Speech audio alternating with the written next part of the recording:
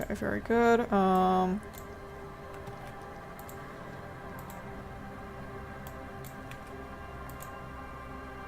Okay, there we go. YouTube's got it. YouTube's got it. There we go. Bada bing, bada boom. Okay. It's island time, baby. Let's do it. Okay. You take the engine, Kim. I'll hold the boombox. What?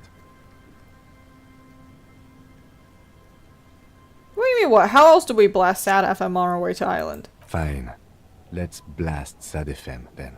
Sad FM is a radio station specializing in sad, slow rock songs. You seem to know its frequency by heart. Sad FM time!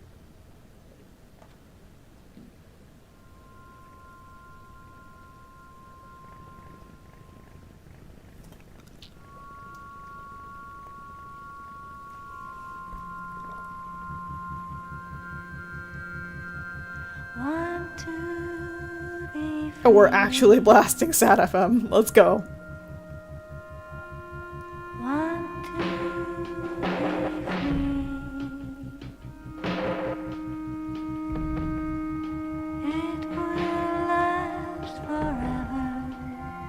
Yeah, I've got a save file before this anyway, so it'll be fine, probably.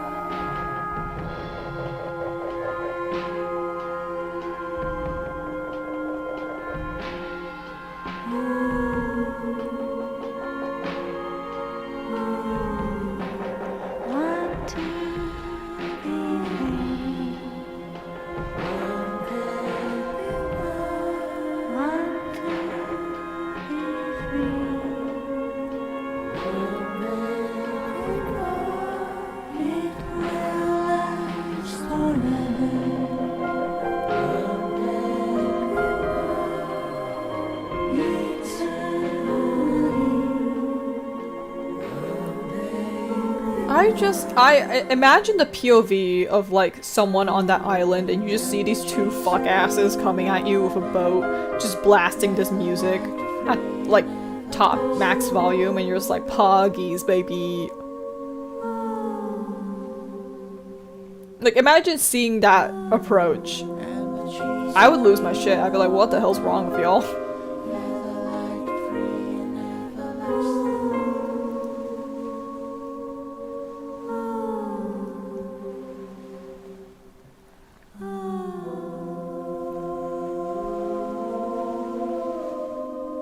This is what's gonna happen. We're gonna get here, we're gonna find fucking nothing, we're gonna have to go to a different island. That's my hot take.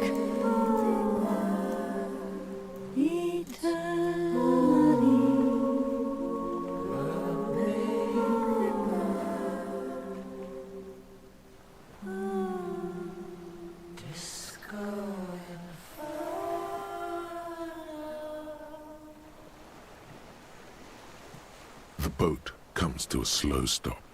The lieutenant turns the engine off. Then there's silence. Kim, did you like our tunes? In the silence, a sputter of wings. A flock of quails takes off in the distance. Let's go. Kim, did you like our tunes?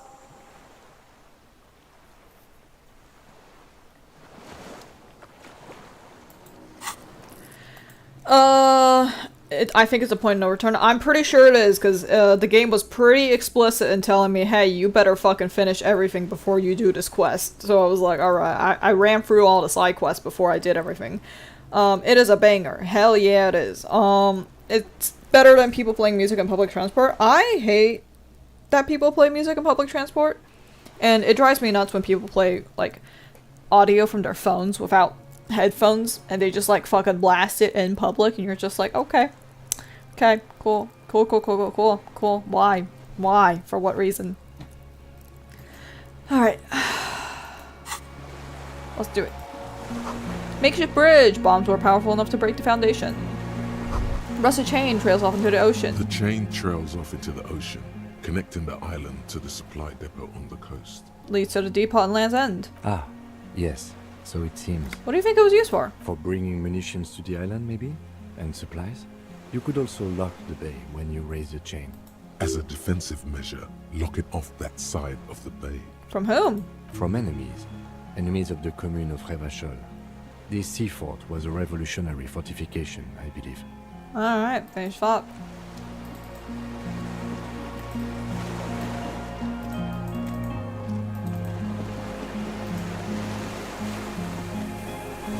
Tires are falling apart, they're at least 50 years old.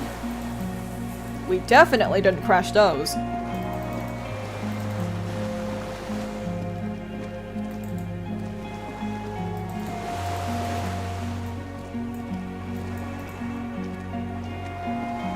Attention, inflammable. There's a lingering trace of mazout in the air. Some fuel has leaked out of the barrel. Black, viscous. The church dancing and the singing at the whirling are the two scenes that's really worth seeing if you've missed any of them. I saw the singing at the whirling. I did the karaoke thing. I did not do the church dancing. That's the entire thing about the church is my game got kind of bugged. I don't know if you saw this, but my game got a little bugged. It continued the drug trade quest. It continued the Jam Mystery quest, and it continued the Evart quest, even though Evart's locked off and Joyce has already left. So for some reason, it's acting as if I haven't met Ruby yet. So yeah, my game's a little bugged, so I'm gonna have to do a second run anyways to like do it properly, in my opinion, of like, let's actually get it done and talk to Joyce about stuff before we just break the news that Everett's just gonna take over the thing, you know?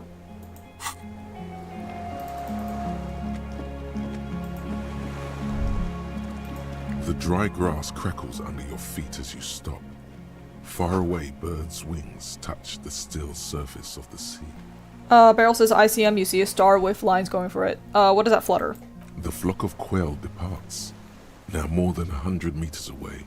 102, 105. Underneath the flutter. On the islet, there is almost no wind, just the light movement of air through the reeds. Bulrushes swaying on the waterline. Long dried leaves chafing against each other, like a silent orchestra tuning at the beginning of some major work. To the west. A silent hiss. Sea air moving through the needles of a pine tree. To the east. The faraway roar of the city, distant like today's dream. Before it, the sound of sand. The low tide filtered through its grains. A bird tending to its feathers. Ahead. A low hum. The air slowly moves through a concrete box, through its ancient slits and cracks, resonating, hollow. A big building. Further north. Air flows out of a pillbox window. There is very little there. The air cossets flowers on a meadow. Absolute silence. Reeds motionless. Bulrushes motionless. Below the silence. Col de Mamadakwa. Kim. Yes? Momentarily, the sounds are swept away. Pain shoots up your right foot and into your groin. Have you noticed how silent it is? I have. Is that why we're stopping? I have to listen to one more thing. The lieutenant nods in silence. Open your eyes. That is so weird, I have no idea how to fix it. Yeah. Yeah, the game literally, it popped open, like, a screen saying, oh, your game's bugged, actually. You have encountered a bug. Do you want to report it? And I was like, nah. It's fine. It's probably fine. It's given me bug reports before. So it's likely that the entire questline was bugged when I activated it, and I didn't notice what it was bugged. I did not notice what was bugged, and I didn't notice why it was bugged. So, yeah.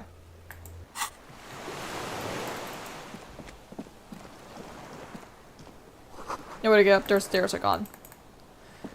Okay, is there anything else in... Okay, I'm assuming I can't get there yet.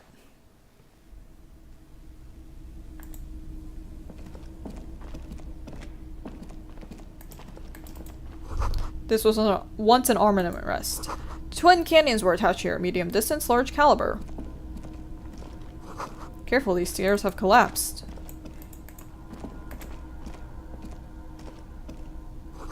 Books, mostly fantastic and historical fiction. Dishes stained with sauce and fire, survivor's kitchen. Candles planted on a broken rage fighter. Moth-bitten bedsheet keeps the wind out. Oh, morale. The fact that you're giving me healing items now is a bad sign, game. Just saying. Great blast door must weigh over 10 tons. Rust peels off of it.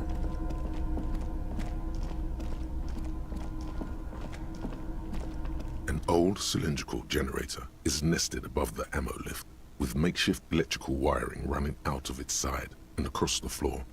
The cables disappear into the wall to your right. The lieutenant puts his hand on the metal barrel, checking for warmth. It's cold now, but someone has been maintaining it. The wiring has been repaired. Where'd they lead? Downstairs, somewhere? What kind? Liquid carbon. I would imagine it takes mazout. The kind that's favored by vagrants and fuel thieves. It's been a long winter. Long and cold. If anyone stayed here, they'd need a generator. Tap on the side. A hollow ring. The canister is empty.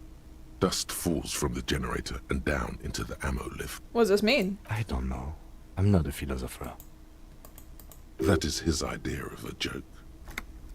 This generator proves the universe's material. I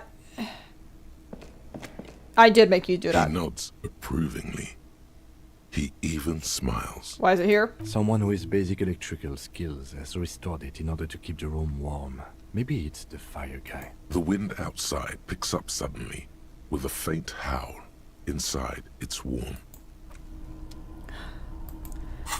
Also something fun happened if you let Kim get shot and the game can still move forward. Oh? I was kind of panicking back there, guys. I was like, I cannot let Kim get shot. What the hell? So, could be something interesting for your second run. Yeah. Definitely. I'm gonna go do something different for the final run. Definitely. We're sorry, not final run, but like the second run, we're gonna do some different stuff. Because I can. Kyle, the kids miss you. Hi, Vin! I know the kids miss me. I have been doing nothing but Disco Elysium. I haven't done anything else, and that's kind of concerning. It's fine, don't worry about it. We are going to finish this, and then, yay.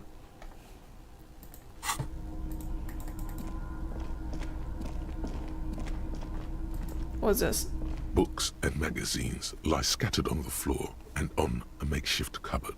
They are not particularly well organized. Sift through them. Most are soft covers, serialized fantastique and detective stories from the 20s and 30s. This disparate digest includes the classic Animal Adventures. Popular depictions of man versus nature by amateur naturalists T&T Harpin, husband and wife. Widely read by people from all walks of life. Who doesn't like nature? Who doesn't want to survive? Among what is mostly commercial fiction and serialized stories, you find a magazine cathodique for electrical engineering. Then it's back to pulp. Light erotica, an international thriller about circuit benders. Someone's made themselves a home. Alright, does anything stand out as unusual? Oh yes, Yes! under the bed, there is a rather extensive collection of critical theory, that is, dour, life non-affirming left-wing literature, published by small imprints such as Abattoir Firm and Oozia.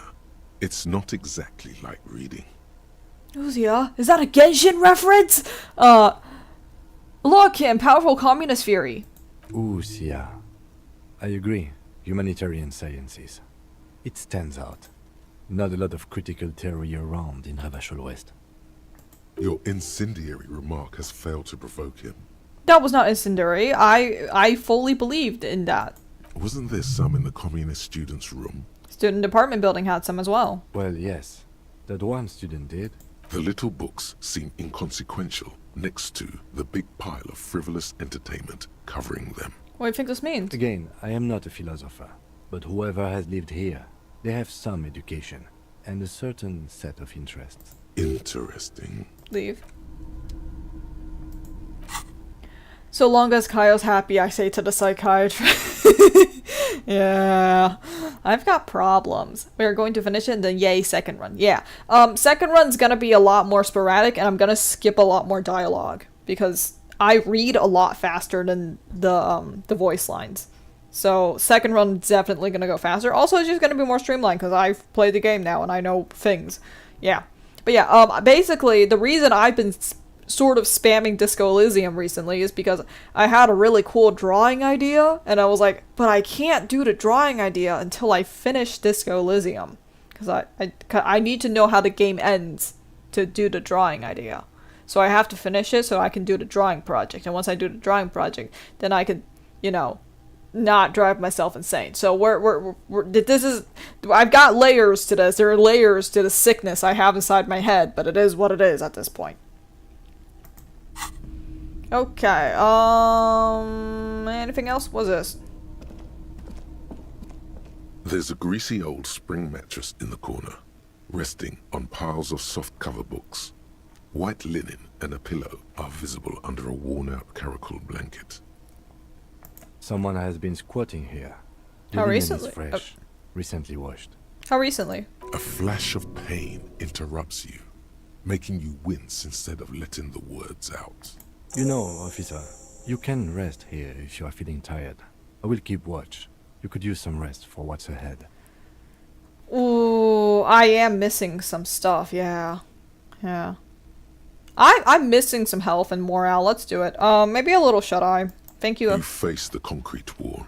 There's less Thank light you, there Kim. in the dark corner. Like a dog, you lie there. Thank you, Kim. We appreciate you a lot. Kyle could keep streaming Disco as long as they like.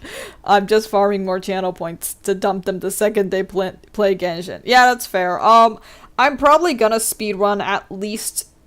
It's gonna be either of our story quests or the event quests. That's what I'm gonna do when I put Genshin back on the table. As for Honkai Star Rail, let's be honest, you're not seeing Honkai Star Rail for a hot minute. That one is just... I've been skipping dialogue like a motherfucker, alright? I'm not even gonna hide it. That's a very cool sickness. I have many diseases. One of them is called being Kaio. And it is unfortunately uncurable. I wish it was. I wish I could cure it, but I cannot. I enjoy you having funsies. Thank you! Come have funsies with me. The other day, I took a break from playing Disco Elysium to go on Minecraft, and then I was like, oh, I got the rollerblades relic. So I ran around for a really long time, and then I kept fucking dying. So I had to keep going and getting more rollerblades relics so I could go to the place that I died to try and grab my shit again. Yeah, 'twas very fun. Curl up with your knees close to your chest. The blanket feels cold. The entire room does. Concrete and cold. Minutes pass. Half an hour maybe. The sounds of the sea beyond grow distant. Your eyelids close. Until... I too love those terminal sicknesses. Yeah, I just... Something's wrong with me. I don't know what it is, but something's wrong, you know? Could be anything. Could be COVID. Yeah, it's been rough. Anyways, until...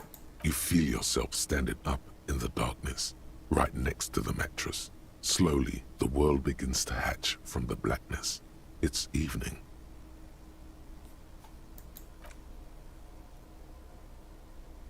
Sleep.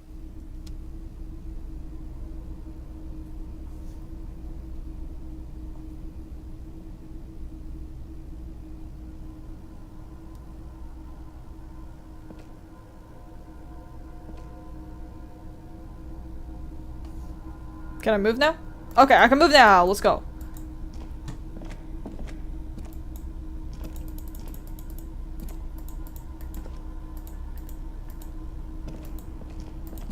Up the it. The lieutenant is no longer here. Go outside to the beach. Okay.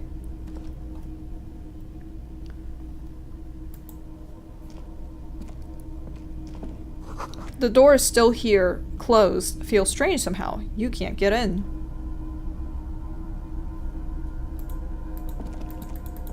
Okay. How did I get here in the first place? You gotta remember, I'm very bad at directions. I don't remember nothing. Is this? Where's the door? Where's the door? How do I leave? How do I leave? How does one leave? How does one leave this location? I'm so severely lost. Oh no. Oh no, we're trapped in here forever, Harry, actually. We might be fucked. We might be a little fucked. You might have to live off of magnesium for the rest of your life. That's concerning a little bit, but don't worry about it. How do I... What is the solution here? What is the solution here, Harry? Harry, what's the solution? Harry, I don't know what the solution is. I'm trying my best. I'm trying my best. I cannot find you a solution. I don't know what the solution could possibly be. What am I doing, Harry? Oh, there we go. I was clicking everywhere but the door I need to click. That's amazing. That's my favorite thing in the world, and I'm embarrassed now.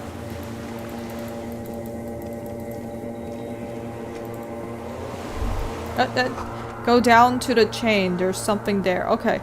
Where's the chain? I don't remember where anything is.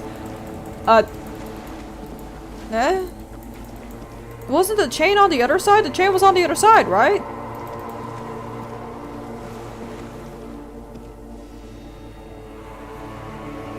Where is this? Where would you like me to go, game? I'm lost.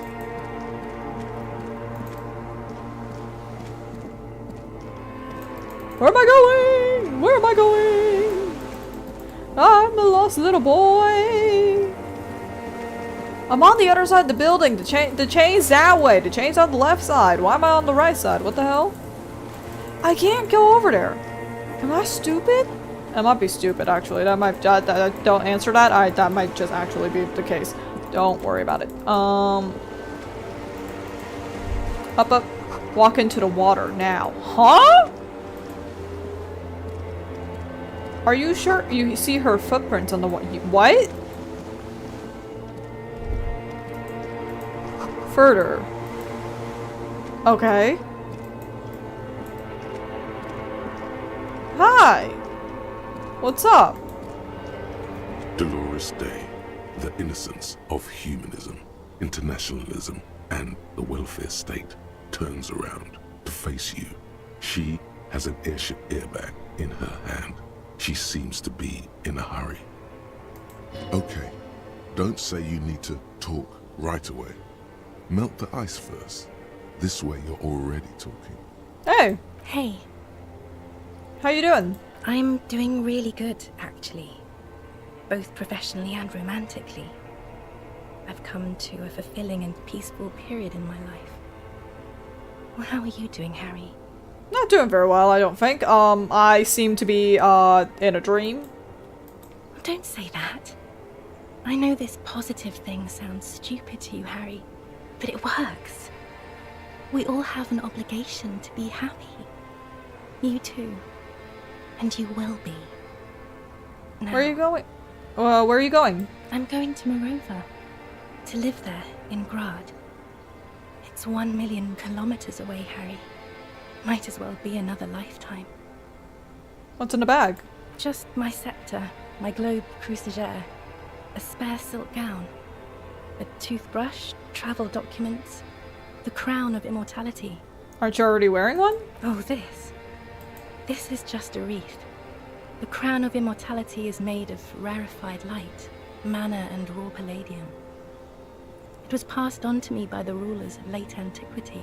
She looks at the suitcase, not knowing what more to say, then over her shoulder. Anyway, Can you stay for a moment? We need to talk. We need to have one more massive, epic showdown. No, Harry. No. I don't want a massive, epic showdown. I want to go to the aerodrome. I have tickets for the 10:20 flight to Morova. Really, we don't have anything to talk about anymore. Every combination of words has been played out. The atoms don't form us anymore. Us, our love, our unborn daughters, it's all gone. I have to go to the aerodrome. I have to leave Revachol and you. And you have to be alone. In hell. Forever. That's just the way it is. Oh God, whatever you do, don't try to kiss her yet. Not after that. You're still reeling. You'll fall over if you try now. No, I get the feeling you're not really Dolores Day. I don't know what you mean. Dolores Day? You're the X something. Wasn't I Dolores Day just a second ago? Now I'm the X thing? You're confusing me. Look, I have to be at the Lausanne aerodrome at 10:20 p.m. I still have a light rail to catch. I haven't even bought the tickets yet. I'm glad we're having this conversation. I'm getting so much closure. I'm glad too, but I have to go. My friends are waiting for me on the platform. I can't let them wait. It's impolite. Cool. Your friends. Say hi to your friends for me then. I will. You're the mourning. The morning? I don't understand. Mourning. I'm grieving you when you're not even Oh dead. my god, Harry, stop. I don't want to hear anything about the mourning. Mourning someone who's still alive. Any of that. I can't do that anymore. I'm not 80 years old, I'm 32. People my age are not supposed to mourn. I've heard you before. You were the voice on the phone. Oh, Harry, you shouldn't have done that. Do what? Call me like that. You ruined it. There was still a chance. You should have waited longer. She would have called you instead. It wasn't me, it was my hand. My fingers called you. They shouldn't have. They really shouldn't.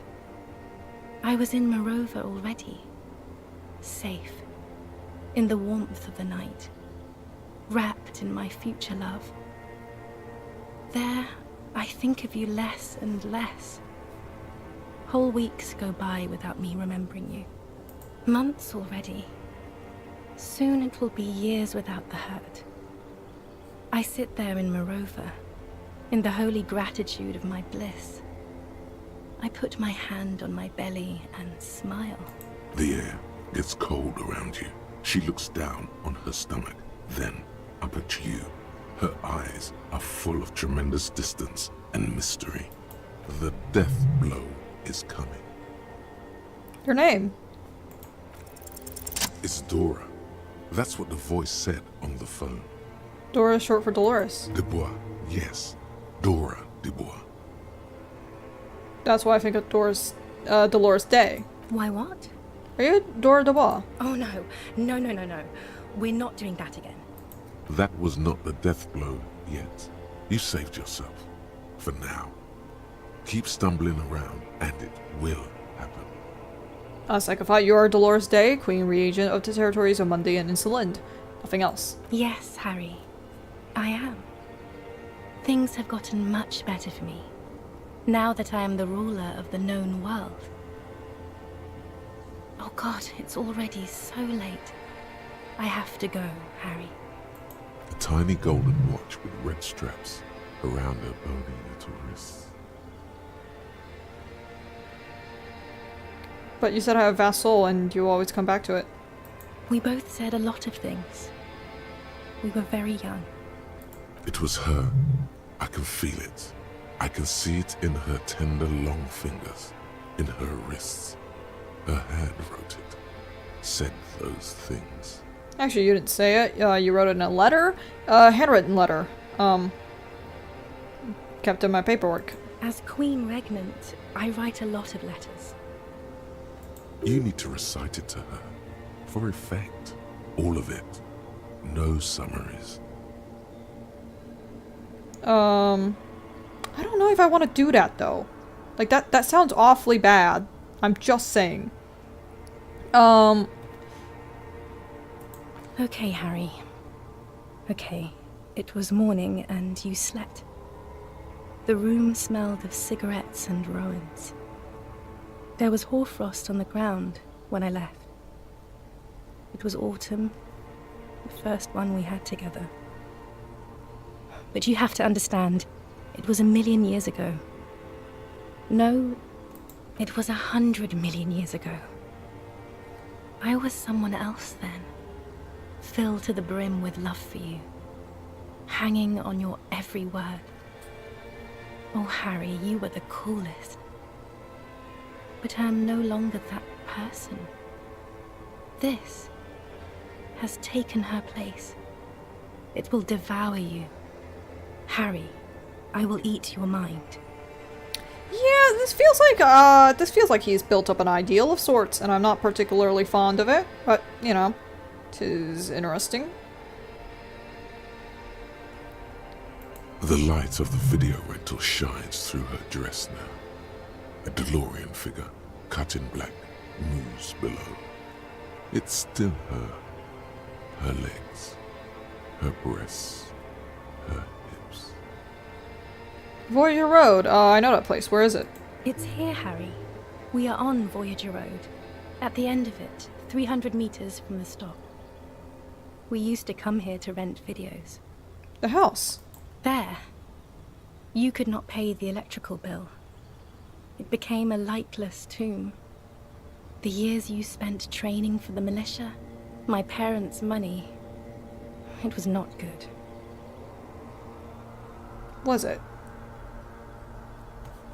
Surely the alcohol didn't help either. No, I imagine not.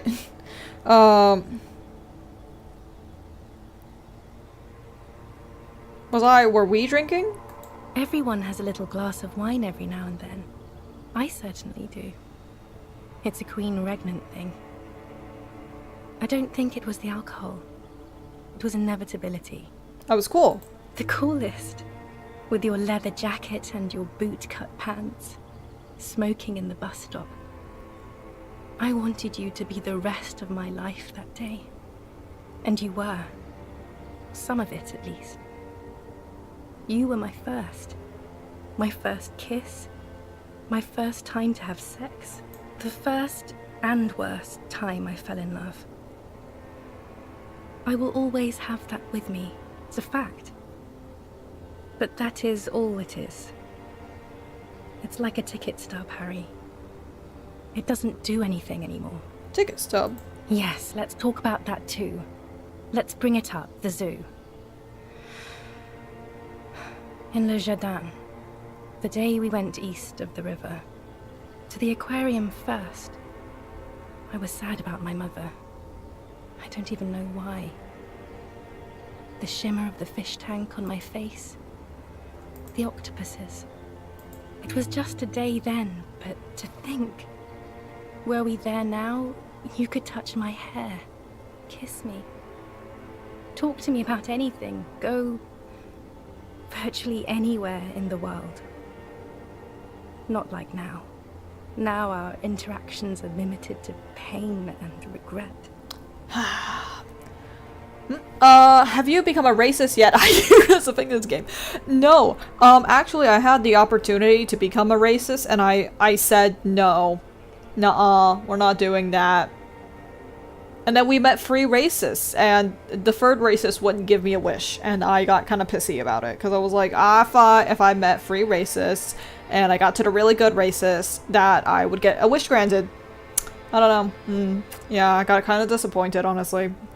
It's one way how people deal with their losses, I guess. More idealized version of what was lost to indulge in grief and self-flagellation. Yeah, it's like, basically what's happened here is Harry has built up a version of his ex-wife in his head, and it's divorced from what she is she's a real human being. She has her flaws, she has her motivations, she has wants, and she has you know, like, she has opinions and thoughts that aren't the fucking goddess, I guess. Like, the goddess figure. It's basically like a... It's like a Madonna whore situation, right? Where it's like, he has this, like, built-up, ideal, perfect version of her in his head, but at the same time, he also has the version of her that's basically gone, fuck you, I don't care about you, I'm leaving, and you're left in hell, essentially. Like, it's very polarizing, and it's not healthy. But I am somewhat glad that he's getting the chance to, I don't know, maybe deal with it, question mark? We'll see how it goes. What happens now? What's the next thing we can talk about? Is there really anything left? If not, we can always repeat one of the things we have already talked about. Talk about it again. If you do not feel like doing that, then you should let me go to the aerodrome. Don't let her. Don't let her go there. You should redo the topics. Go over everything. The things you didn't say before, too. Make it go on and on. That's not a very good way for things to be. It's not. But Tell me there's something good. I don't know why I said but. There is no but. That's it. That's it, yes. We've talked about it a million times. You will get over it, just like I did. People do. Things will get good for you again. Where in hell?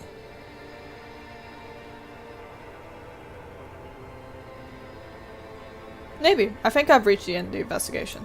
See? It just takes some time. For you, I think it'll take something like 20 years, maybe. It was hard for me, too. I used to think I couldn't live without you. But I can.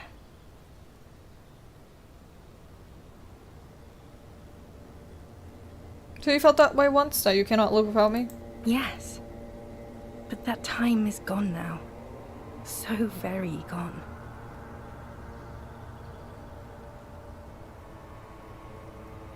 I don't think we need to try again. Okay, super okay. I still have other things. What other things? We've been through all the things, Harry. You're not even human? I am actually very ordinary, Harry. Below this gown and wreath, I have an ordinary soul and ordinary thoughts. The only thing inhuman about me is this. This thing you've made me into. I'm sorry for saying so, but I just hate it. What is this? This is so far gone, Harry. I don't even... Yeah, you're right. It Other is. questions are the last thing I need right now. Hush. Can you hear? I think that's the 42. It's not that yet. It's another. You have plenty of time to win her over with questions and kisses. Don't go. I have to, Harry. Really, I've already missed the 8:30. I'm gonna go now. Lies, sire. She cannot but love you. She has said so 100 times. Okay, I understand. No, you don't. You're just being a martyr. And I'm really going now. The time is up. I must be on the 10:20 flight. Will we ever see each other again? I won't see you, but you will see me. How can that be? Oh, Harry. This is a dream. Can't you see? I'm already in Morova by now. Who knows how long ago this happened? A year? 2? 5 years ago? How will I see you again then? Right here, tomorrow night. Once this dream starts happening, it keeps happening. 3 times a week, at least. And Harry, it really, really looks like it started happening again. There's the video rental. I'm suffocatingly beautiful. And young. And I smell of tutti frutti chewing gum. Like I did that time when I asked you for forgiveness. After leaving you the first time. So long ago. This is probably unhealthy. This isn't totally bad. Oh yes, this is real darkness. It's not death, or war, or child molestation. Real darkness has love for a face. The first death is in the heart, Harry. See you tomorrow. See you tomorrow.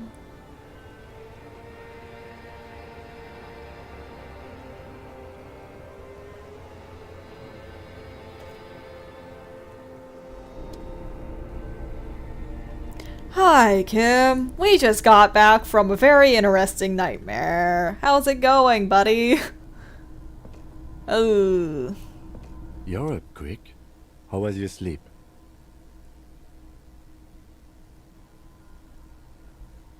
Actually, it's total annihilation, Kim. I did not want to wake you. Perhaps I should have? Was it a job dream? No, ex-wife dream. The lieutenant nods sullenly. My sleep was deep and invigorating. Of course. I was just thinking maybe you've torn your stitches. Are you ready to move on? That's the next job in the task chain. Okay. He's still worried. You must have really thrashed and squealed in your sleep. I'll be okay, Kim, probably. We'll probably be okay. The entire plot begins with him crashed out drunk and lost his memories, and part of the game to some people's healing Harry, which makes it a very nice game in my opinion. Fair. I'm a divorcee who has to do this version of my own dream near every week, very real. Real darkness has love for a face, the first death is in a heart. The thing is, like, right, it's about perspective, right? Like, I tend to hold a view of, like, basically the way that I treat most of my interactions, relationships, is anything that needs to have been said has already been said. So it's like, I'm a very, like, no regrets, we might all die, like, tomorrow, so, you know. You might see it as unhealthy of, like, maybe I'm mourning something and grieving something that, like, already, that, like, basically I'm grieving people leaving before they've already left, so it's like, to me, this sort of stuff is just kind of like, yeah, I don't know, feels a little unhealthy sometimes, but, yeah, I don't know, like, as much as I get it, right, he's grieving the life that he once had, it is also, like, it can be really unhealthy for him to hold on to these feelings, and it is also, like, it is a game of healing, yes, but it's also, like, you can decide to stay in that state. The game doesn't forbid it. The game explicitly allows you and gives you a red check to go and kiss her. So it's like, in my opinion, it's not so much about trying to heal Harry as much as it is about trying to exist when you're in a state that may not feel like you want to exist. Because let's be honest, it's kind of a shit situation for him. I'm not gonna sugarcoat that. It's not great. Did you try to interact with the mirror again with higher stats? No, I don't think I hit the mirror again.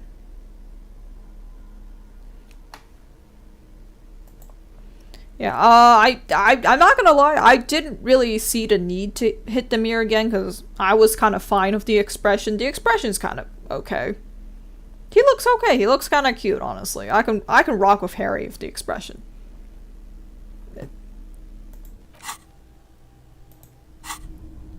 Alright, Kim, do you have anything to say? Yes. No, nothing. Okay. It's go time, baby. You see a small metal door nested inside a larger one. A heavy steel blast door. There is a conventional keyhole above the handle. It's very small. It's on the other side. Another part of the island, probably. The lock looks like it could still be usable. How do we open this? Maybe this is one of the doors we don't open? He's right. It would be better to open its big brother. A powerful engine hangs under the ceiling. It must control the blast door.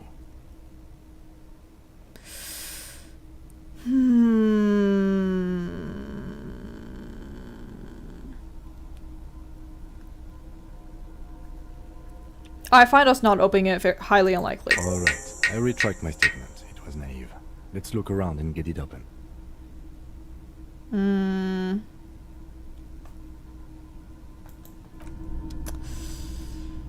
Okay. So we can head under here from the underpass of the stairs is what I... Give me that. The hatch is jammed shut. Okay.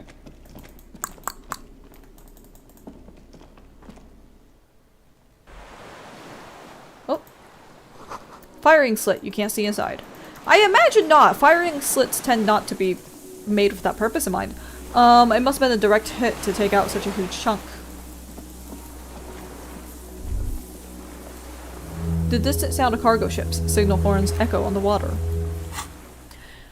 It is surely an unhealthy, and it has a dark allure to indulgent feeling because people do spiral downwards about it. I think it's realistic to have an option to keep Harry in that state. Because realistically, like I'll do downward spirals. It's not fun. And I think like sitting from the position of like not currently being in a downward spiral, it's easy to be like, oh, you know, you shouldn't do that. That's really unhealthy. But like, you know, to some extent, I do understand. It's like it's hard to deal with those things when they actually happen to you, and you know, we can sit here and posture and be like, oh, you should do this, you should do that, but like the truth is when it happens to you, it's hard, right? Like I'm not gonna downplay that. So to a certain extent, I understand why Harry has these issues of like, ah, shit, right? Like I understand it. I don't have to like it, but you know, it's just I'm the person in the driver's seat right now, and the driver's seat is saying, hey, maybe you should just let it be. Maybe you should just move on. And you know what? We're gonna see if he can do that. I'm gonna try to give him the chance to do that. Yeah, still I respect how you try to see if a level head. It's like, I don't like being too overly, like, harsh and judgmental, especially when it comes to this sort of stuff. It's like, just because I can sit here and go, like, oh, like, you are being, you're like, projecting all your issues onto, Dora here. You're, like, really hung up on her. And that's unfair to her as a human, right? Like, it's unfair of her, or it's unfair to her as another human being to put her up on that pedestal, to have all these ideas about her, to hang all your hopes of a better future on getting back together with her. Like, that's unfair to her as a person. At the same time, it's like, you had a life together. You shared however many Christmases, you shared however many New Year's, she sat with you for birthdays, you knew each other's parents, probably, like, you know, that's a lot of things to say goodbye to, and I can understand why that's hard. It's like, I do try to be like, yeah, you've had a hard time. Change is not instant. Change is not linear. Sometimes spirals happen. But as a person in the driver's seat, I'll try my best to at least make sure Harry doesn't freaking die. Which I'm not doing a good job of, considering the amount of times I've rolled really low, and the amount of times in the early game I've just straight up died because I didn't have morale. Oopsies! Ay, you're a hard man to keep alive, sir. The ice cracks under your feet. Be careful not to fall through. Well, about that, not much I can do about that. Is there anything else out here? Anything else at all? Kim, do you see anything? I don't see none. Oh. A strange feeling. Looking at the water. Maybe you should just wander off into the sea. Leave it all and walk in. Why? Perhaps there's someone there, under the water, waiting for you. You sure about that? Where it has always been. Smelling of tutti frutti and betrayal. But it's cold. Yes, cold and still. But love is warm. Like the inside of her mouth. No, I don't think we should walk in. We can pull the chain. That sounds like a better idea. Yes. Raise your sight. In the still mirror of the bay, you see Martinez, reflected. Tall edifices of ruins reach into the water, like shimmering towers. And the shacks too. Pine trees and motor lorries, upside down. Islets and posts, like stepping stones, lead into the water in front of you. Go. Step in. It's been too long. No, let's not. Why what was that zoom out about there, buddy? What was that game? What was that? My Harry kicked a trash can and died once, lol. Yeah, The early game deaths are really interesting. I'm pretty sure there's like a speedrun category for Disco Elysium where you just die to the fucking ceiling fan or turning on your lights. Honestly, that sounds like something I would do. Sounds like me. Sounds like me. Alright. What this? What this? Go look. Go investigate, Harry. The winch is broken. Russ has eaten what remains of the chain. Okay. Harry.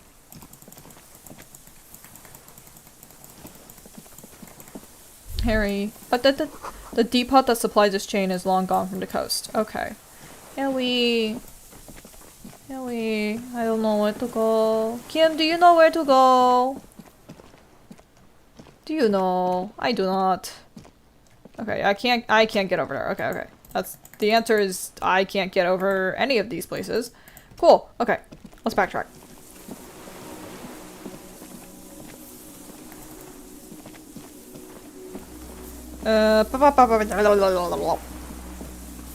Where are we going? Where are we headed?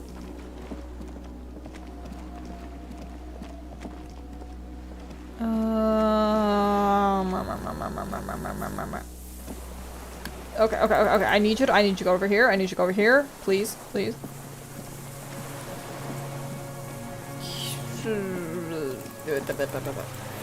Okay, this is not working, so let's go back inside. I feel like that might be more productive.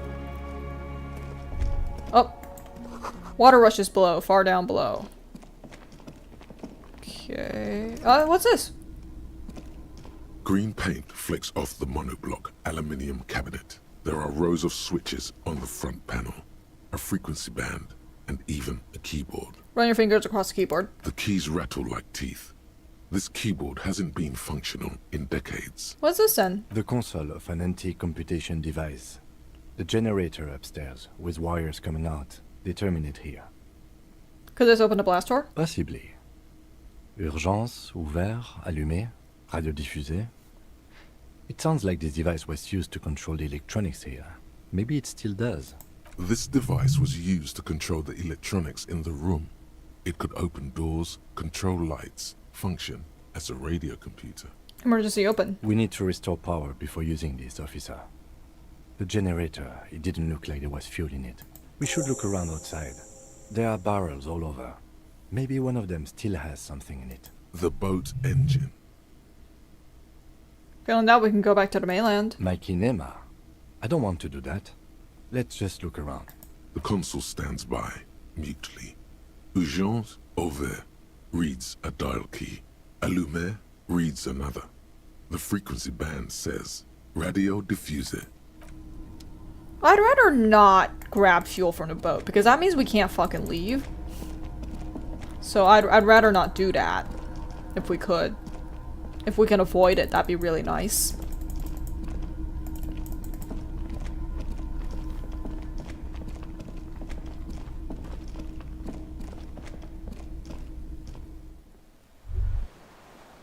ICM? This feels familiar somehow. Kim, what's the ICM? Insul Indian Citizens Militia. It's the official name of the Communards Army. The black and white army of the revolution. Sounds an awful lot like. Sounds like the Revolutionary Citizens Militia. It does. Why? The RCM may descend from the ICM. May? It's impossible to say. It was chaos after the war. The name was good for getting people to join us. Revachol West was mostly workers and criminals. Nice political thoughts rush through your neocortex. It's going to be hard to say them. Carrying around all that weight on a busted crutch is making you pant. What I'm hearing is we descend from a glorious revolutionary army. There were all sorts of groups and groupuscules back then. It doesn't really matter. White Star. No. An upside-down star. With its horns in the sky. The symbol of the commune. Or the Spec Stars. No, that's the uninhabited archipelago. A DeLorean-era symbol of Insulinda, known as the face in the sea. What's it still doing here? After 44 years? That's not nearly enough to hide what happened here, Lieutenant Gefreiter. One of these barrels was still leaking fuel, as you saw. The city is full of things like this. Old bullets, guns, fuel. Finish thought. Okay, Inside the fortress to make out the console and the blast door. Okay, I can't go back there. Anybody have any fuel for me? I'm a hungry little boy. Barrels run empty, there's almost nothing inside. Ugh! I don't want to have to rip apart the boat. That's Lien's. The skiff is swaying on the waves by the dock. Leave. That is Lien's. We're maybe not doing that.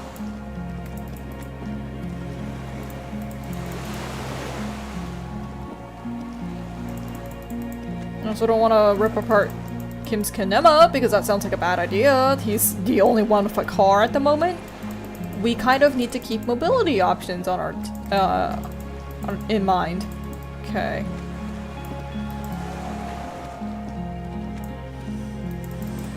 Oh, not finding much here. Okay, let's go back out down here. Not seeing much. Oh, what's that? Ooh, hand-eye coordination, I'll take it.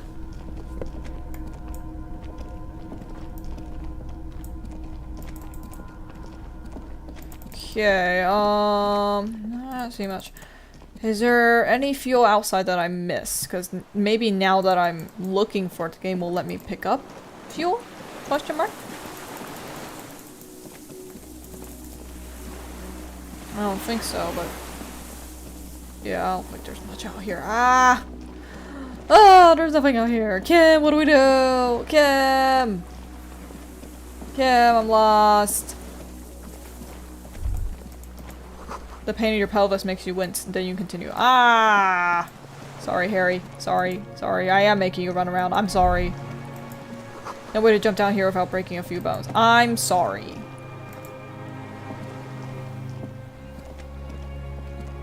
I'll be a little nicer to you. I'll let you walk.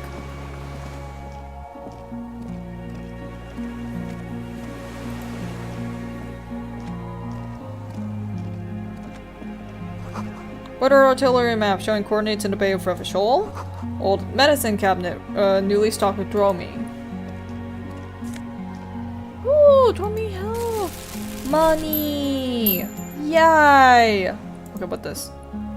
There's a rain-soaked mattress on a concrete slab, only half covered by the crumbling roof. At the head of it, double embrasures, firing slits like two eyes in the wall. B triple prime. This looks like a good place to shoot from. Inspect mattress. A single-person mattress, modern, civilian use. Brand name, Marjorie. There's a fuel stain on the cover, along with cigarette burn, and an empty can of beans on the ground next to it, filled to the brim with cigarette butts. Pick one out of the can. The silhouette of a tobacco picker adorns the paper filter. The brand, Tio Morteri. Like the ones that land at the end. I may have been wrong when I said it wasn't important. This means the same person could have visited both locations. I didn't see any signs of smoking inside though. If people live there, they keep it tidy. This here may also be a smoking spot. Inspect the wall. There's a firing slit in the wall in front of you, like a little window. Touch the concrete. Quite old and grimy, from years without cleaning by anything other than the rain. Hole in the concrete. The springs screech as you lean on the mattress and crane your neck to look out. A small piece of Martinez coastline opens up in the square in front of you, like a tiny landscape painting. 1 kilometer across the water. The ruins look familiar. On the left. A towering skyscraper, its top floors shaved off by artillery fire. Capeside apartments. Rue de Saint-Ghislain, 33A and 33B. On the right. The red chimney and collapsed back of the 4-story tenement in front of the whirling in rags. Rue de Saint-Ghislain, 10.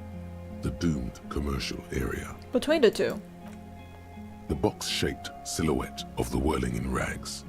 Its sloped roof, a tiny fleck of light catches your eye on the rooftop. Sunlight reflecting off the upstairs window of Clausia's room. Motherfucker.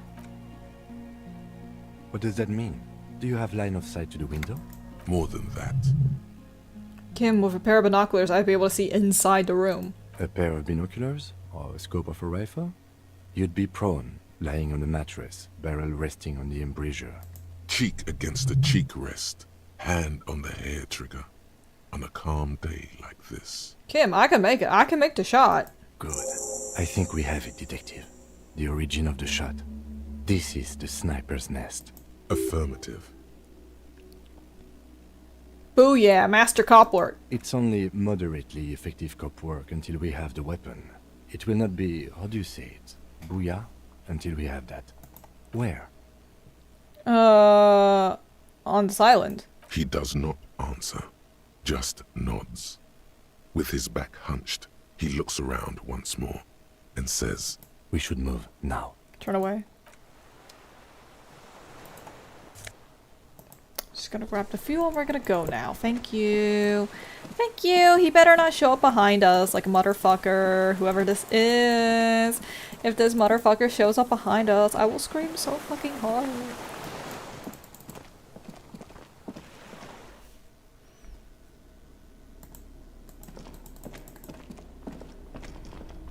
The console is powered off and covered in dust.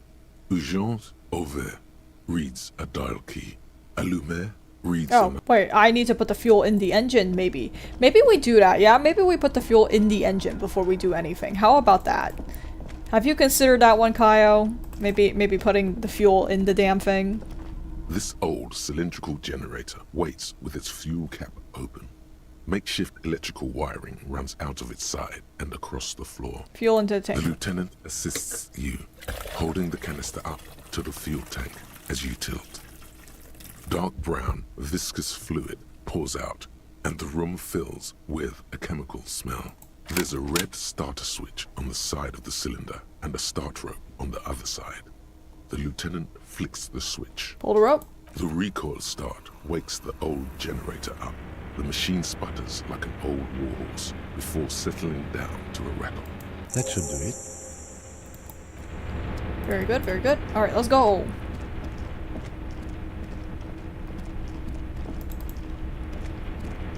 Sorry, Harry, your driver's making you run again. I'm sorry. A dim golden glow animates the console. It's on. Turn emergency open. Automatic boot. The lighting in the room turns on with a sizzle, a dim ambient orange. The dial slides under the dusty glass, dark and silent, despite the power being on. You make out defunct stations on the UKV frequency. The words, failed insula, are written on the band. An idea lights up in your head. Maybe we could contact the programmer lady? This is an air-gapped system. Of air, I think they call it. That won't work. You sure? No, I'm not. But it would not be very good military technology if programmer ladies could control it remotely. Also, it's ancient. Incompatible. Emergency open. The blast door opens with a series of clicks. A shaft of light appears, then widens as the light shines in.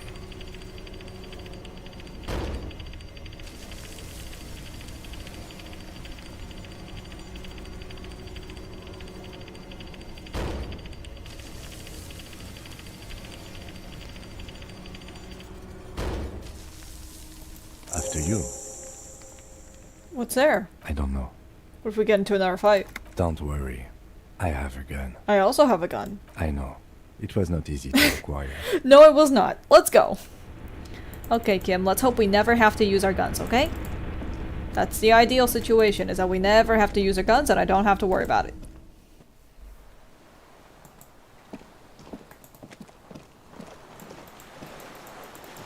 Okay, nothing there.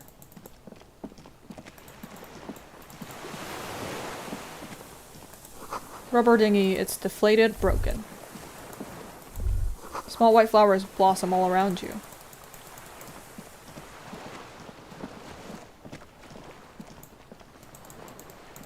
Okay, nothing here.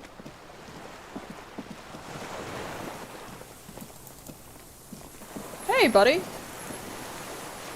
Why has he got a gun? An old man, wearing tracksuit trousers, leans on the frame stock of his rifle. He gathers a big ball of spit in his mouth, then spits it out into the extinguished fire before him. He raises his black eyes, hooded by creased eyelids to meet yours, unclouded by cataracts. His eyesight is sharp. He's practically tearing up from spite. Hatred got the best of him a long time ago. This man hates everything. Are you the fire guy? The what now? I can't hear you. Did you recently tell 2 kids to put out their fire? 2 twins? I may have. All sorts of little rats have come sniffing around, trying to give up the position. The position sounds like a hiding place. Fire guy. Regressive bourgeoisie henchman. Can't even talk like a grown-up. You retained your eyesight. My eyesight? Yes. Helps me see all the shit. Did you close the blast door? I did. And you opened it. How? Generator and console. I should have burned that console down. How'd you know it was coming? Reactionary rock and roll music. Playing on the water. Oh, we shouldn't have played Sad Freaks FM. Oh, we shouldn't have played Sad Freaks FM. Told you we shouldn't play sad FM. It was all reactionary. It was cool. The fascists were right about rock and roll. It is degenerate. Hip gyrating, mental illness music. Nice gun you got there. It's not nice. It's a piece of shit. But it gets the job done. What make is that? It's a 3-angong 446. Southeast Samarin made. Exotic. Must be defunct too. No modern rifle manufacturer of that name springs to mind. A Samaran rifle. How did you get hold of one? It was sent to us by our brothers in the Sinyao commune. Military aid. It has stayed true to him. He can still make it sing. Senor Commune? You heard me. It's good now. Like chalk wiped from the board. He's right. Almost no one remembers there was a third metastasis of the world revolution in the Safre Empire, extinguished in '06. It's not white from the board. I remember it. They wouldn't like hearing their name in your mouth. Damn dog.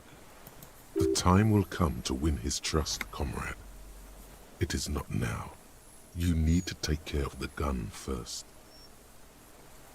Your weapon has stayed true to you. Mine has stayed true to me too. Yes, I bet you've killed a lot of people with it. You fascist fuck. I've actually been trying to drive him away from fascism. Have you come to make me one of them? We have come to ask you questions. Nothing more. If you do not comply, we will take you in. Do you understand?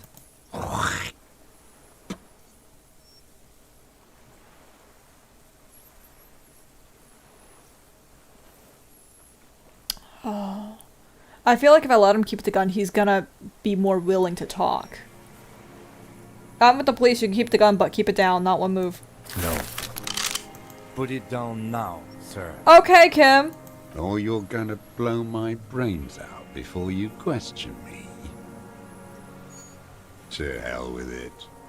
It's a walking stick anyway. It's out of bullets. He stares on, his wrinkled mouth moving without a sound. A strange sadness, like a song. What'd you say? The future teaches you to be alone. The present. Let him say it. The present to be afraid and cold. Those words. Real music. Real Proletkult. That's La Revacholière, not your rock and roll misanthropy. Chanson de soldat of the black and whites. Marching song. It's the marching song of the World Revolution. There you go. 1 of 3. In Grad, they sang Brave Children, favorites of history. And in Sinyao, it was some Samaran shit, I guess. How's it go? How did it go? Something about shooting rabbits. I don't know. I can't remember. It doesn't matter. It's gone now. He waves erratically with his hand, annoyed that he can't remember. A little tremor passes through him. It was dear to him. He resents forgetting it. Who are you? My name is Josef Lilianovich Dross, Political Commissar of the 114th Anti-Aircraft Division of the 4th Army of the Commune of Revachol. I am a deserter, a partisan, and a prisoner of war. This is my termless surrender. The commune of Revachol? Do you mean the ICM? You're a holdover from the... From the Insular Indian Citizens Militia, the army of the revolution. I was recruited in Jamrock in '07, trained in the École de Contrôle Orient, and consigned to emergency defense duties in '08. I left my unit on the eve of the landing. When I returned here on May 14th, the commune had fallen. Still armed and ideologically trained, I wrote a criticism of myself and resumed partisan duties. 51 minus 8 equals 43. You've been on the island for 43 years. No. I've been on other islands, too. I was in Resurrection until they turned it into a spa in 18. Then I was on E48, a nameless sound, until the sea washed over it. Then I came back here. That was 22 years ago. Have you survived all this time? How does anyone survive? I steal Now hold on there. What do you steal? supplies, vegetables. I collect rainwater. It's the life of a dog, not a human being. How is your health, Mr. Dross? I've been throwing up blood since winter. Red, like beetroot. Been passing it in stool, too. Oh. He does seem frail, gaunt for his age. More like 75 than 65. Trouble putting on weight could mean cancer. The RCM can provide medical services. You need to be looked over. I need to die. You don't have medical facilities. You have guns. That's all they give you. Toy guns. We have Dramamine and other opioid boys. We have Dramamine and other opioid-based painkillers. You must be in pain. I have been running out of that stuff. You need to be looked over and we can do it. There's nothing to look over. The triage is in, and it's black. Administer morphine. Moribund. Have you coped mentally? I haven't. I have holes in my brain. Years missing. Others filled with pain only. A decade of... I don't even know what. Inferno? The lieutenant is about to say something. What are you gonna say, Kim? I would imagine it gets tremendously difficult, mentally, to live in isolation. Traitors. It's better alone. I watch the people of this city turn the lights back on, more and more each year. Ruins, glimmering in the dark, like a fucking merry-go-round. It's disgusting. Are they not heartbroken? How could they have moved on? 43 years. 43 years and 10 months. Steadfast. It's not how a human being should live. But I had to. I couldn't just forget. I couldn't just forget what I saw. What have you been doing during all this time? Hiding, fishing, waiting. Always waiting. Always. For what? For her to return. Her who? Girl child. Revolution. Girl Child Revolution. Always. I too have given my life to Mazovian socioeconomics. A waste. The material base for an uprising has eroded. The working class has betrayed mankind and themselves. The historic opportunity for a revolution has passed. It will not come back anymore, however hard I try, whatever I do. You deserted your unit. I was just 16 years old, 15 when I volunteered. I had a lapse of faith. And of courage, too. Lapse of faith. You could say I misunderstood the historic role of the proletariat and thought Mazovian socioeconomics were fallible. For a second, I doubted the irreducible laws of historic materialism. A second is all it took For what? for reaction to take hold. What's reaction? Petty bourgeois terror. It's in all men. We all have a tiny bourgeois person in us trying to run away. He does not seemingly react to what you said. Only his right brow moves a little. He does not believe a police officer is genuinely revolutionary. If it were up to me, this would not be a police officer. And this was when? He is still not convinced of his safety. You should not be either. May the 13th, 08, 44 years ago. The horizon was black with coalition airships. Their petroleum rose to the sky, and it looked like it formed the clouds. Storm clouds. When they started shelling, it was dark magic. Dark magic. The combined might of international capital. All at once, all the greed and terror in the world tore into Revachol. It lifted streets from the ground and turned houses into ghosts. We were in the flak tower, huddled on the floor. The artillery was 80 kilometers away in Ozon, but I knew the commune would fall. We would all be turned into ash. So I said I was going to the map room. What then? I ran. I climbed the chain link across the water and hid inland, in the bunkers underground, like the weakest of the weak. A mouse, frightened of the ordnance all night and the sound of the rotors in the morning, whirring. What was that? Airships. I climbed out into hell. The landing was complete. The chain was submerged. I had to swim back. The fortress was half submerged too, shattered. They'd all drowned in the lower levels or got torn to shreds above.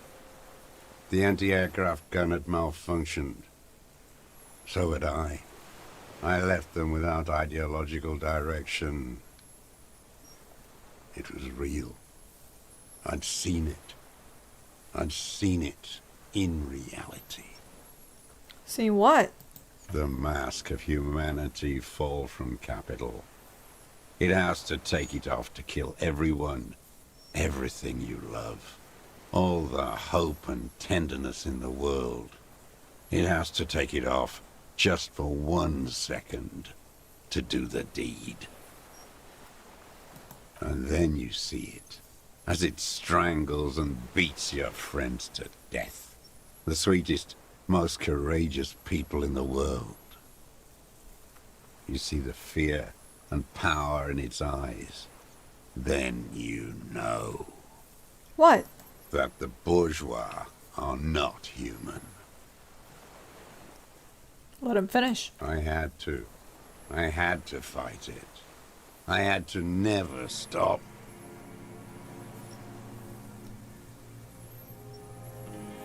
What is this place? It's not an island, Dwat. It's a defensive fortification of the commune of Revachol. And I am its last surviving defender. What was it used for? The congenitally deformed King Philip II built it to restrict access to the Bay of Revachol. We captured it in '02. Retrofitted the fort with an AA gun to defend against an airborne landing. Against the whole world. The landing, the retaking of Revachol. Coalition military called it Operation Deathblow. I later found out on the radio they called it Deathblow. You're one of them. Tell me, who speaks like that? We had 50 million people on Caillou alone. First off, I'm not one of them. Sure you are. You're RCM. Answer me. Who calls an operation against 50 million people Deathblow? Coalition military. Iblis, Ibis. the black-eyed angel. How have you concealed yourself all these years? It was hard in the Thames. I didn't have partisan training. They were searching for stragglers, those bloodhounds. Floodlights on the water at night. There were posters, campaigns. We communards still hoped, and they needed to snuff that hope out. The East capitulated. Martinez and Cold City were turned to dust. But Jamrock, Forburg, even Coron, and Boogie Street, of course. Those fucking kips had Marsov coursing through their veins. And others too. Some cordons of Revachol was still fighting. There were cells. I tried to contact them. Soon they all went silent. The frequencies dead.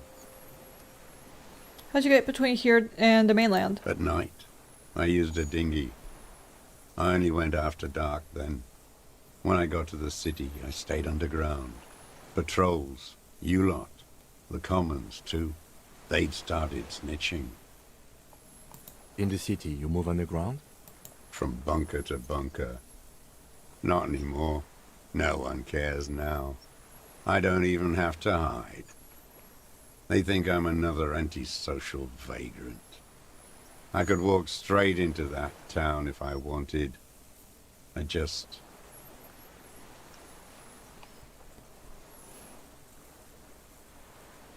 Why don't you just walk there?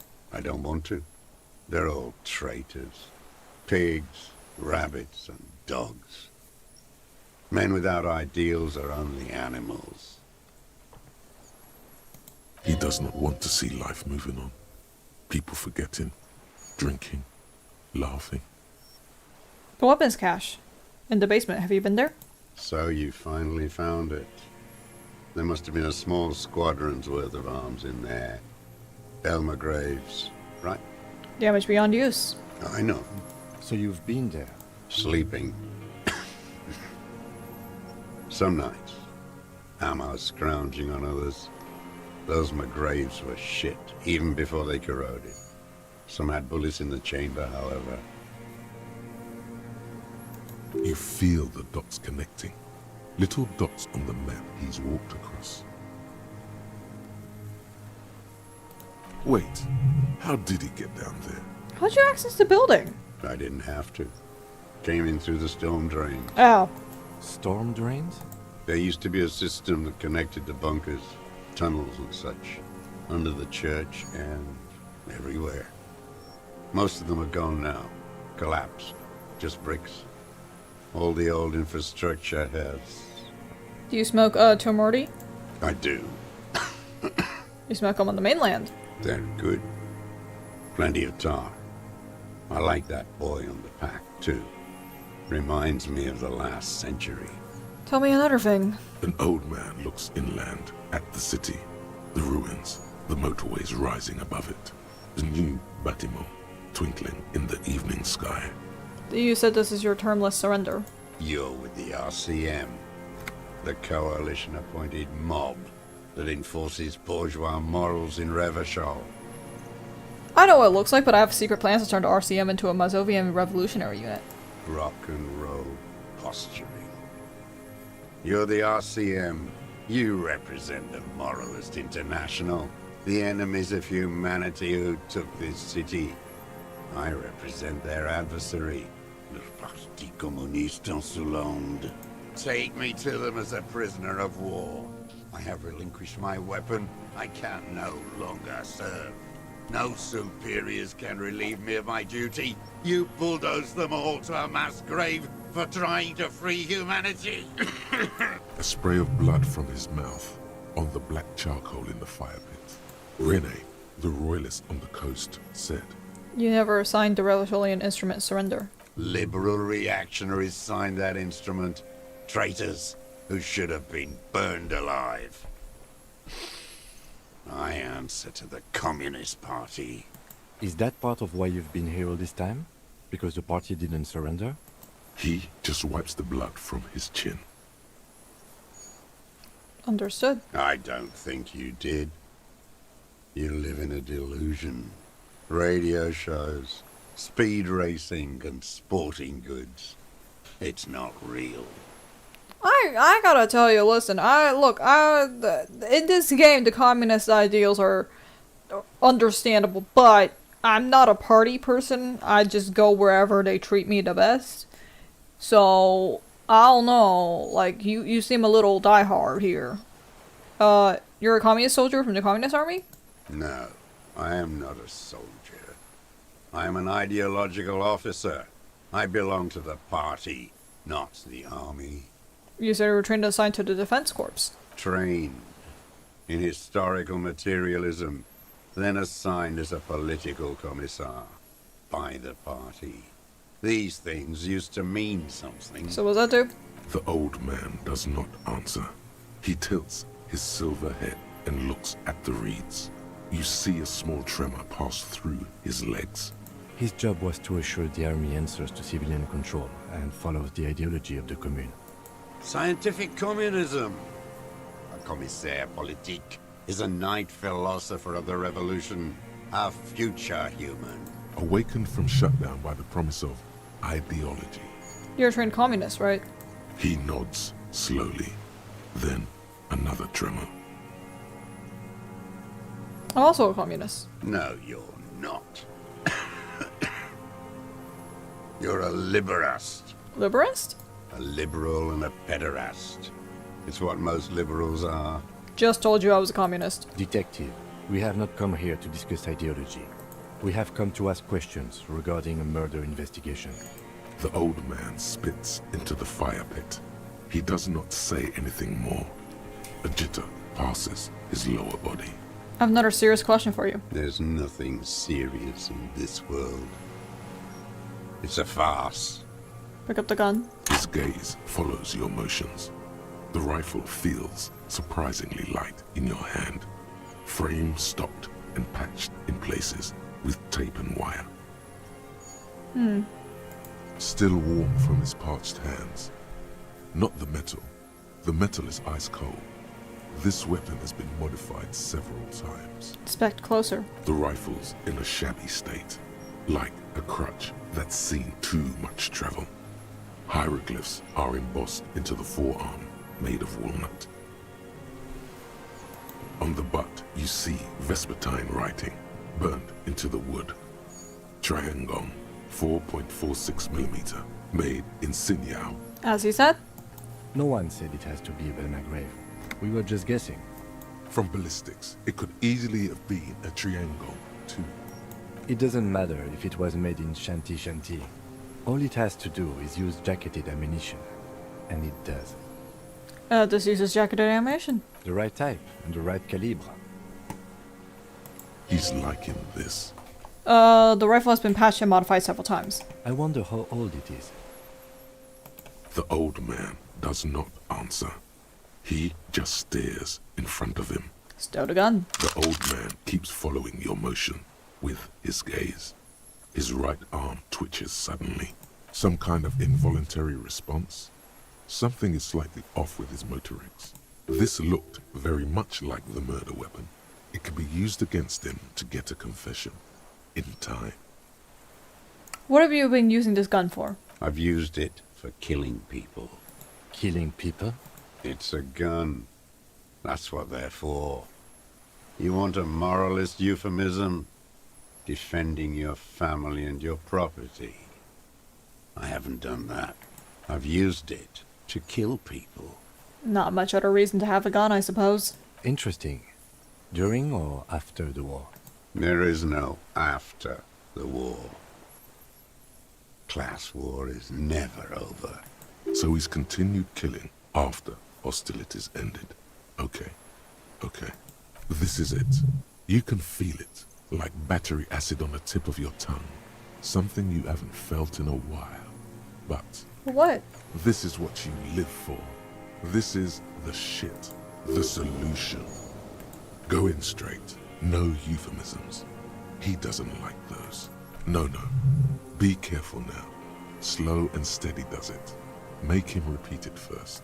Don't mess this up. Remember, he wants to tell you. Get personal.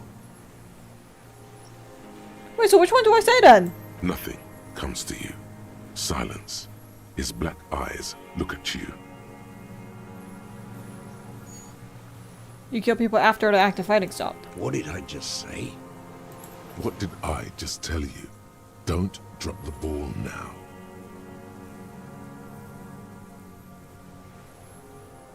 Did you use that gun to shoot and kill colonel of the security contractor colonel? The who now? He heard you.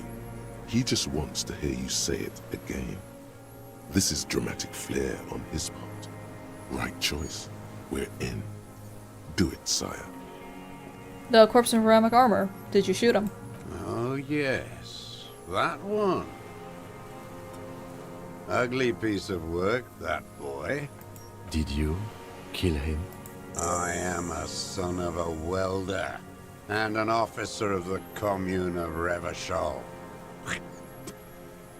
I do not collaborate with murderers and pederasts of the liberal regime. Exhaust him with proof.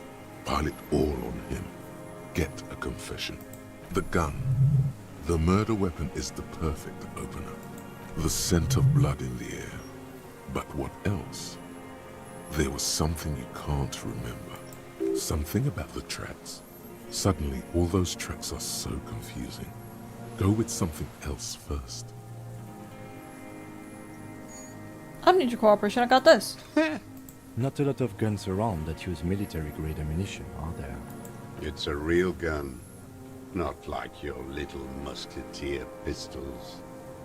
I've seen you prance around with those. Jumping hoops for the liberals. You look like imbeciles. Why don't you ask them to give you real weapons? Going against automatic rifles with these toy guns. Of course you got those boys killed. Damn, he saw you. He's watched it happen. We handled that situation. Not as well as I would have liked it. I would have liked it if we did have to kill anyone, but we handled it, maybe? You didn't handle anything. I watched it happen. You let those murderers rip right into them. Got most of them killed. Even the fat one. None of those people mean anything to you. The vultures feed on this city, and you prepare the meal for them. You're getting diverted. Push the gun. Only the gun matters. So you watched the fight? Did you like what you saw? The mayhem. It was all your doing, your plan. You got them killed. You don't know anything. We have the murder weapon. You know what? You're right. I'm convinced this made the shot. Should we call it? You think we have the murder weapon? 4.46 jacketed ammunition, modified for range. We have it. This is it. We have the murder weapon. Good. This feels good, doesn't it? Tearing things up like this. When you have the murder weapon, you have the killer. Murder. This pushed him, but not enough. Just a little more. We've done the ballistics. Shot came from this island. I saw you poking around there, looking for evidence. You're damn diligent when it comes to dead fascies. Did you like the view? You had direct visibility. There are embrasures in the concrete, specifically meant for a top follower to use. And you had a long-range rifle in your possession. You've been here a long time, Mr. Dross. Too long. You clearly need medical aid. I'm ready to die. I've done my part. He's practically admitting to it. Dead fasces for fascists. Done his part. Best It's the best It's the best uninterrupted line of sight into that window in all of Martinez. Because it's a sniper's nest, you stupid fuck. Radio Gosh is right. You have worms in your brain. Almost. He almost burst out there. Keep piling arguments. Anything. What am I forgetting? Wait, here it comes. The goddamn Maybells. The dried Maybells on Clausia's roof. Oh yes! There were Maybells in the grass when you got here, and Maybells on Clausia's balcony. And nowhere else. Nowhere in all of Martinez have you seen them. Wait, don't forget the footprints. The diagonal prints in the dust in the secret space behind Clausia's bedroom. Now, they're gonna come up. Thank you, Head, thank you. You got it. Remember? The boot prints were like no modern soul. Maybells. Saw them growing here. Damn Maybells. The whole island is turning white with them. He seems tender suddenly. Nostalgic even. A strange mood swing. So many this year, too. The spring is coming. No, it's already here. Wash the filth away. Haven't seen these flowers anywhere in Martinez. Only here. They blossom on the islets before. We fertilize them with our blood. Resurrection was snow white in May, before they ruined it. The coast, too, before they piled their containers on top of it, filled with broken, useless trash for fat-fingered bourgeois children to play with. You must get around a lot to stay undetected all these years. Do you know any secret paths? Pinball workshops? I may. A young woman called Clausia. Ring any bells? Flowers like these were behind her window. Clausia. He knows her, but hadn't heard the name. Yes, you hadn't heard her name, had you? My ears don't reach the city. You know her, right? She had intimate relations with the victim, the mercenary. With the victim. There is a small tremble. Looks like a smile. A crooked smile. Yet isn't quite voluntary. He's about to burst. Don't leave any loose ends. Get him on everything. What brand of boots are you wearing? Everything is brands with you individualists. Who cares what brand my shoes are? Sansa. Some shit. Show me the soles, please, Mr. Torres. Fucking imbecile. The maker is called Sansarique, and the size is 42 to 44. These are not the unusual horizontal patterned soles you saw in the dust on the floor of the hidden room. They do, however, seem to be about the same size. The size fits, but not the sole. Maybe it's simpler than that.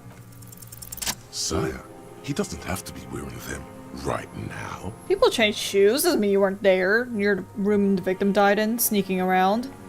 We've been changing shoes this entire game. Racking those brains, are you? Desperate to report something back to your masters?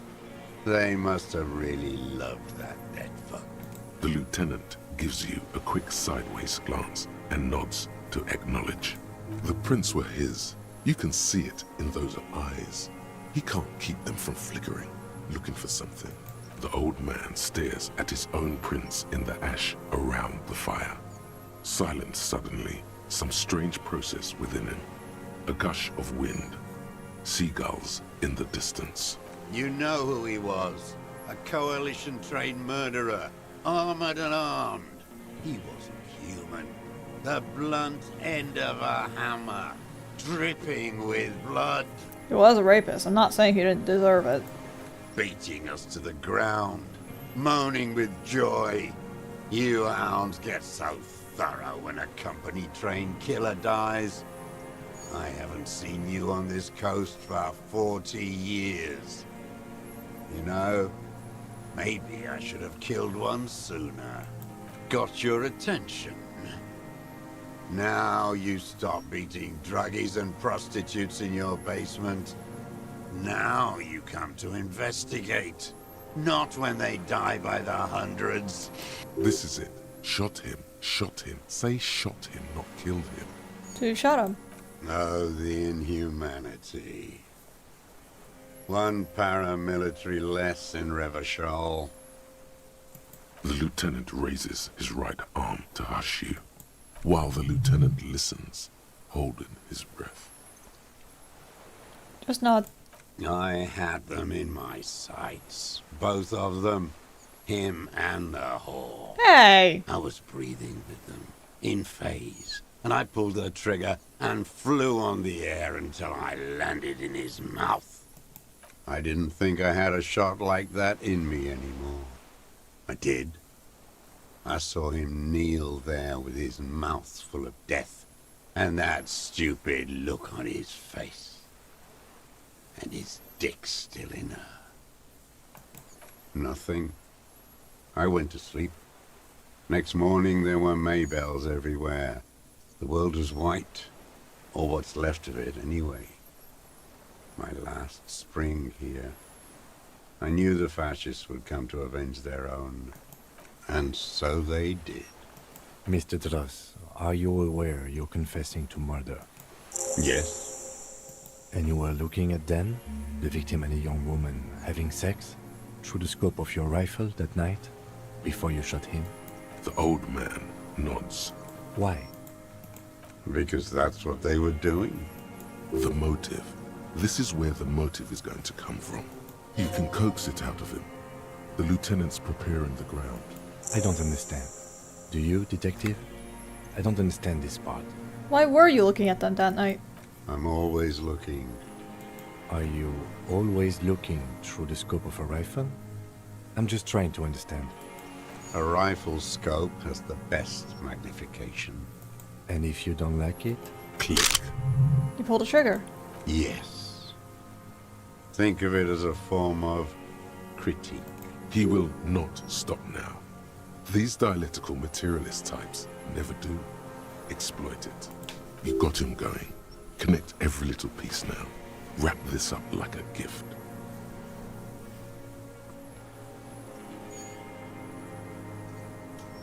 What specifically did you not like about what you saw on the night of the murder? Them. Fucking. I didn't like that. You were jealous? Jealousy is a reactionary concept. I didn't like the Reaver enjoying himself. Drugged out, soothed in the arms of a young woman. I wanted him to die so he could not enjoy life anymore.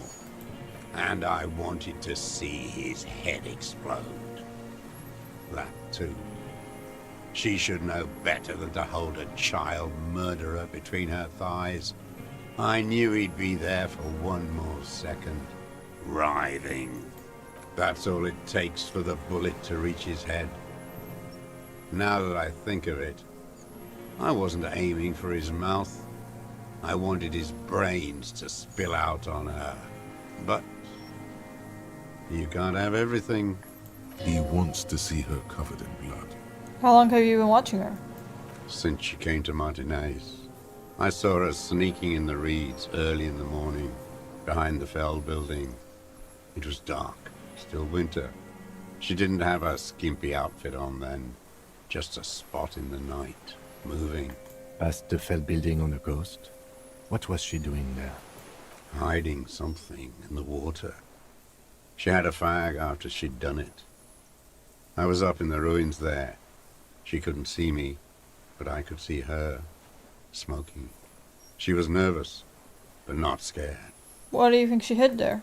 Her passport and tickets to Villiers. And from there to Cachet Brut. In the free state of Seminine, hidden away at the edge of the earth, near the Pale. This is the hidden boy she told me about. After she was gone, Did you keep what was in it? When we found the submersible, it was empty. no. Why would I do that? I didn't need tickets to Villiers. I put them back. If I wanted to extort someone, I'd do better. This implies that he's thought about extorting her. Also, a little inconsistency here. He was surprised to hear her name Clausia before. Would he not have seen it on the documents? We checked it, nothing there. Why would I need that trash? I'm not going to Villiers. A strange confusion comes over him from time to time. Some kind of aberration of the nervous system. You saw her name on the passport. I saw her name is Claudia and you didn't seem to recognize it. It didn't say Clausia in there. What did it say it was? It was something. I don't remember. It was dark that morning. I only remember her face on the photo. Did you continue watching her? I did. She had a face like an archipelago, with those birthmarks. And a body hard and lean and bruised all over. Black and yellow. I could see she's taken a beating. I could see who she was, too. A spook. On the run. Revachol's the cloaca of capital now. All the bagmen and arms dealers end up here to do drugs and have sex like animals. You could tell she was a spook from the documents? She had different color hair on the photo and glasses. Forged. Some sordid bourgeois affair. I've heard about this kind of thing on the radio. He's setting it up for you. The bruises. You can't make that out in a scope. You can see her bruises through the scope of a rifle. You can't see bruises through a scope. It's just a blur. How else do you know about those minute details? It quickly comes to you. Any chance you've been seeing them through a hole in the wall? Oh, yes. Cutting those drugs of hers into little lines with a knife. Masturbating Did you make that hole? with a clip-point knife. Good for listening in, too. For hearing the moaning and the snorts. Ever see her through a window on the roof? Like that, too. Yes. Bending like a bow against the glass. You've been for the secret route behind the whirling rags. Those were your footprints there. I've been through all of Martinez. Every nook and cranny. And that too. Yes, that too. The things they did in that little room. What she'd do to feel good. Funny the way light works. You turn it on inside, and it gets so dark out, you can't see a man looking in. I learned that in the 20s, when they were still hunting me. I've seen people do some shit, but... Those two took the cake. You hear the familiar scribble of the lieutenant's pen. A quick glance at you. How did you get in there? The hidden pinball workshop. I can just walk in there now after a good wash. I told you, they think I'm an antisocial. Closing hour is a good time. The kitchen's empty. You had to open the steel door in the kitchen? How? I got that open a long time ago. Some bourgeois game merchant lived there. I don't know, 15 years ago. He left spare keys all over, and I took one. Then I saw her turn the light on one night in my scope. Andy found use for it. A spare key, like the one hanging behind the Union Box window. You have feelings. There's nothing to hold on to. Only this. It's not enough. The coals of his eyes glisten suddenly, like stones dripping with water. Is he crying? Man needs to feel something else. It helps if you have your eye on something there. Something pretty. It's weakness, I know. There have been others? Yes, over the years. It's not unproletarian to feel something. Is that why you left the dried flowers behind her window? No, Why? I don't really know. I was there one night and she was crying, like a child, in the corner of her room on the floor, like she does sometimes. When was this? The day after I killed him. You brought her Maybells? Yes, I don't know why I do the things I do anymore. You wanted to console her. Maybe. I told you, I have holes in my brain now. I wouldn't just sit here waiting for you. If you came 10 years ago, I would have killed you. In the silence, the lieutenant draws a line in his notes, then nods at you once more. So in conclusion, it wasn't about him, it was about her. Her. The lieutenant nods at you in acknowledgement. Where is she, that Classier? I haven't seen her there for days.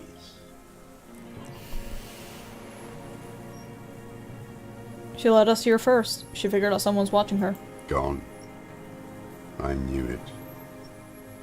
She kept staring into the scope this last week at the island, like she knew. She'd look at night, crying or smoking on the roof, staring right into me. It doesn't matter. He knew she knows. She was looking at the island, figuring it out, day by day, cigarette by cigarette. We could get more. We've got him talking. Who knows what he's seen and done over the years? You could get more out of him. He likes talking. Enough. Take him in. Bend his arms behind his back and end this. Been looking at anything else you haven't liked? A tragic comedy. Druggies, prostitutes, and rentiers. A strange little engine seems to fire up in him again. It straightens his back. The familiar put of hatred. More specifically? Specifically, the whole city is a charnel house. Stripped clean and draped in neon. But Martinez is the worst. Okay. Because of the racists. Everyone is a racist in Martinez. It's their favorite thing to do in the whole world. Listening to race-themed radio shows. In the ruins, in their lorries. Pumped full of steroids and Radio Revachol 92. Race this, race that. It's all sanctioned by that Social Democratic Union and the farce of a Social Democrat who runs it. Mr. Clare. Yes, the fly larva in his container. He let some nihilistic advertising yuppies erect a statue of Philippe III, a syphilitic murderer, on the town square, to spit on the working class. Let him finish. Not since the serfs of ancient Pericarnassus has history produced a more inert social class than the Martinez proletariat. The rest of Revachol at least pretends to rebuild. These people still live in ruins. In tents, like animals, like those boom-boom morons on the ice. A pity they didn't drown in that tent of theirs. That all? The worst of them is the blood-drenched Sucrion on her yacht, licking her lips. The old whore's gone now. Her gun-toting porcelain men are dead. So, actually, no. The worst is that old cop parading around in his uniform, throwing balls all day. It's not enough that the racists and liberals are dancing on our graves. The old loyalist ghouls still parade the ruins too. Every morning he's there, while the parasites he fought to protect are off in Ozon, or Quayamoran, or some other island they built their palaces on, feeding on drugs and having sex with their own children. Say nothing. That's all the rich really want. Sex with their own children. Throughout history, even the royal bloodline of the suzerain, it's all just an excuse for them to have sordid sex. At least that old cunt Frisell is now dead. Jeez. I have some questions about this. We did good when we pushed him under the horse car. Until, in the 30s, those disco whores. The disco whores are too much. Hatred shuts down his brain's language center, leaving only a nonsensical sputter. There was something about a statue and nihilistic advertising agency people. might be worth investigating. And the Sucriant on her yacht? Joyce? Probably. Boom boom morons on thin ice. Going under. Those are the tent kids. Disco horror? I don't feel comfortable saying that. Horse. Aye. Something about the statue on the runabout. Syphilis is a disease Philip III contracted in a whorehouse. The statue is an abomination.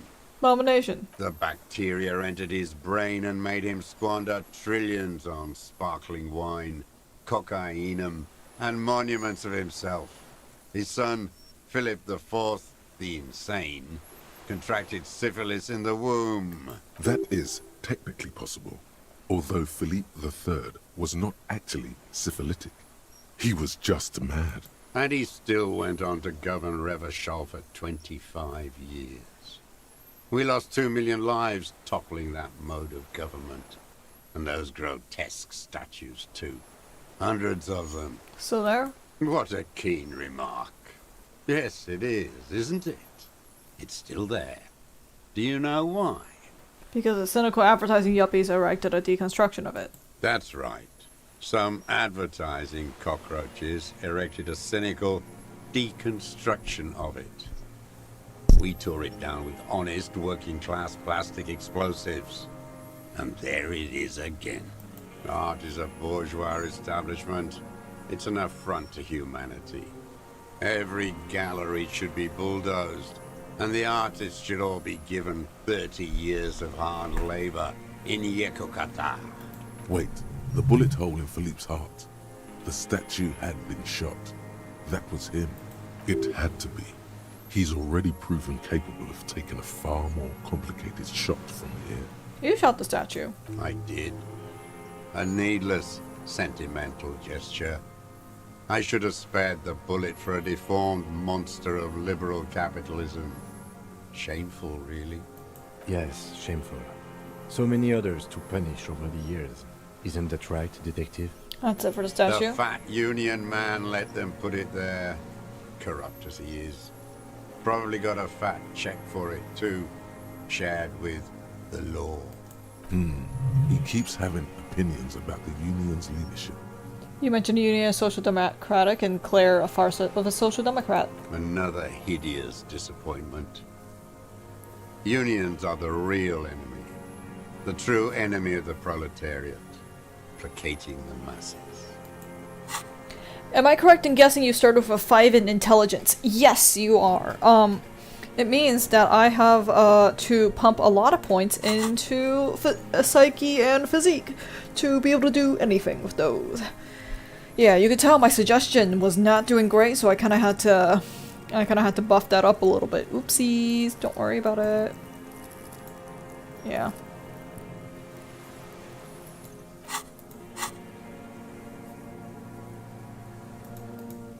You're getting some rare passives during this conversation.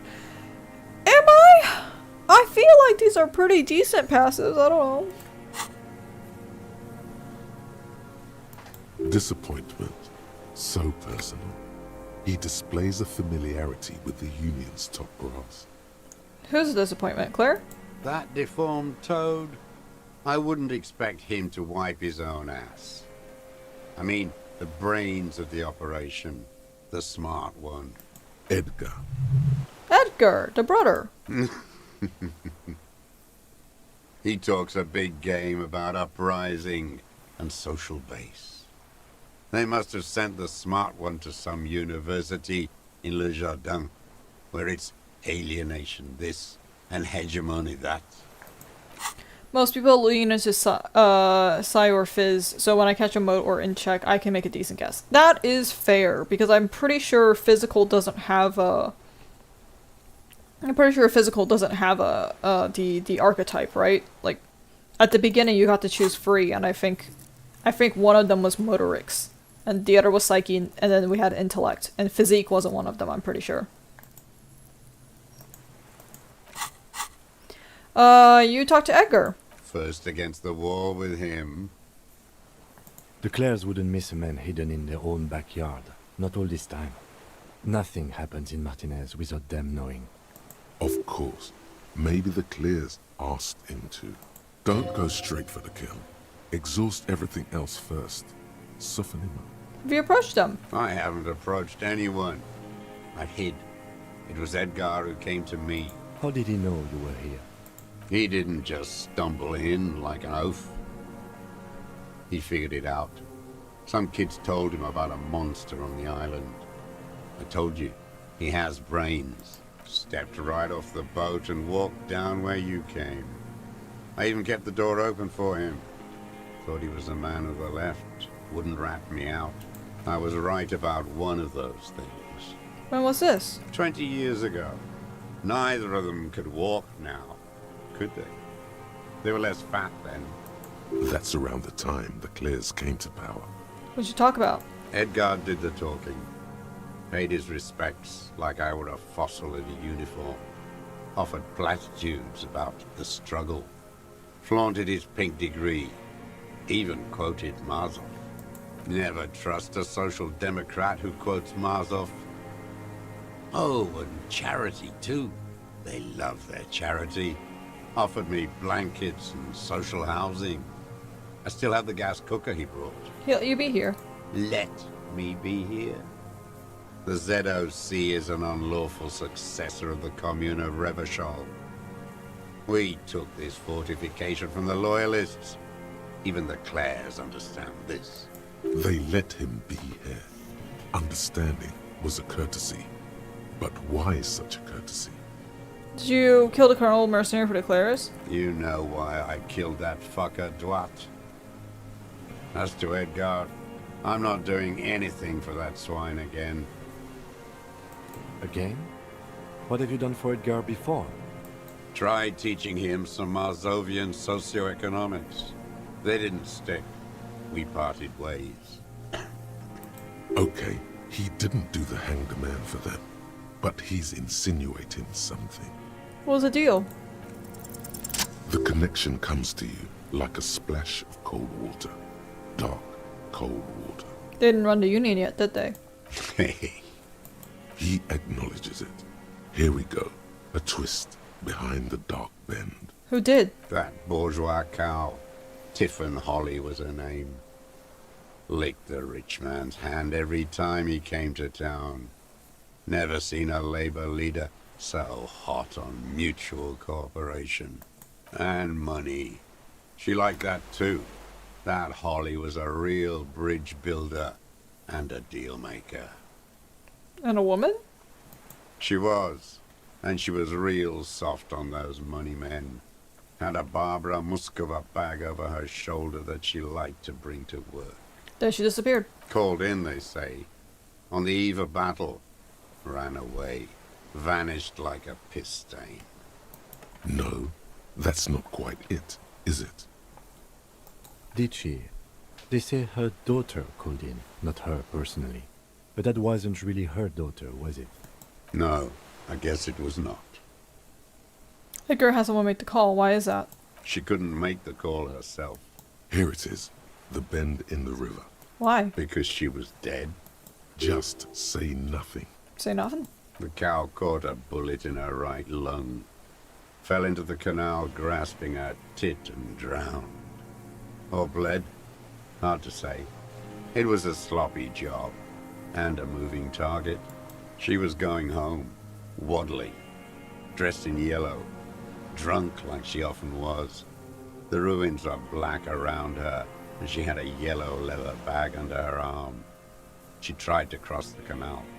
Heading home to Grand Couronne or Betancourt, someplace like that, where they build those new bâtiments for the people who flourish in the hell around her. And the ruins. You shot her. Someone shot her. Or maybe the cow just fell. My memory is full of holes. All I know is nothing changed. Not in the material base, not in the hegemony. There was no uprising. Just words. The Union fizzled, sogged. Nothing came of it. Nothing. Edgar didn't keep his part of the deal. If you were to testify to this, give the RCM something on Edgar, you could walk. We would strike everything you've done and process you as a POW. You were in a war. You were on assignment. We could even extradite you to the Samaran People's Republic. A degenerate worker state? Go shit. No, thank you. I'm Revacholian. My days are short. I will rot away here, in a moral intern cell.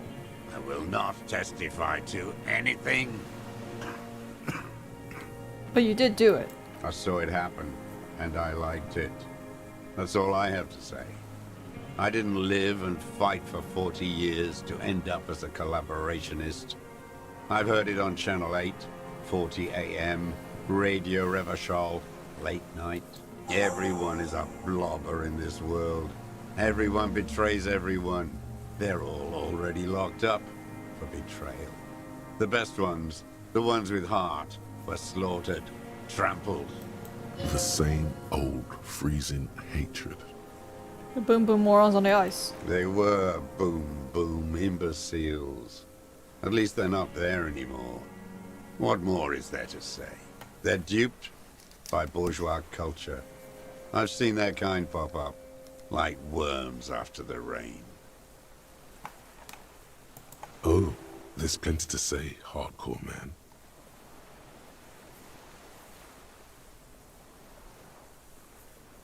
They're quite progressive. I don't think now is the time for this, officer. To no avail. Beats. Violent bourgeois language. Even music is a form of homicidal competition. Saxophone blowing anti-communism. The blood-drenched sorkrunt on our boat. What is a sorkrunt? A sucrion. Oh. A bloodsucker. The rich whore on our boat. Joyce. Women like her feed on the life energy of young working-class men, and they let her. I can't believe the inert lumpen out there. They just let her drive her little boat like that. No violence, not even a robbery. The working class has lost their appetite for justice. If only he had the ammunition. You mean Renee? Every fucking morning for 34 years. Throwing that ball. One ball against the other. I've always loathed that game. That is not a working class game. I don't care what they say on Radio June. Royalist ghouls played like it was life itself. Click, clack across the water each day. And that uniform, like a parrot's plumage. I won't even mention that he's a traitor to his race. A petanque maniac race traitor. I'm just gonna let him keep incriminating himself. Just nod. I remember him. I remember him from Lanos. Not him personally, his make and model. There were tens of thousands of them. I thought we took them all out before the liberals came to their rescue. We missed one. That one. There doesn't seem to be a single person under the pine today. Not even Gaston. Alone. No one there. Fat and plump. Like a pheasant. Just begging to be popped off. Please, Mr. Dross. Shoot me. You like to kill him? Not yet. I like to look at him strut around, place the crosshair on his medals, right on his face, and just fiddle the trigger. Think about it. Let the bomb melt in my mouth. Save the treat for later.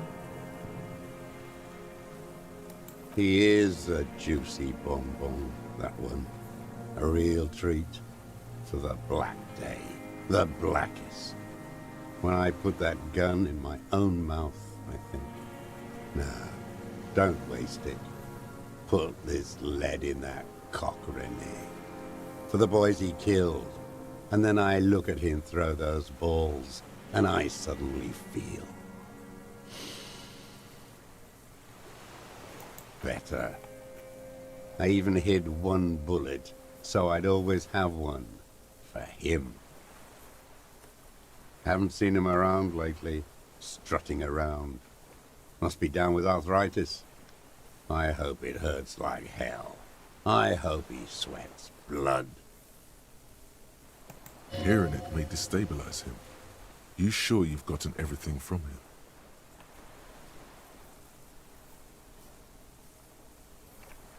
Anyway, tell me something else.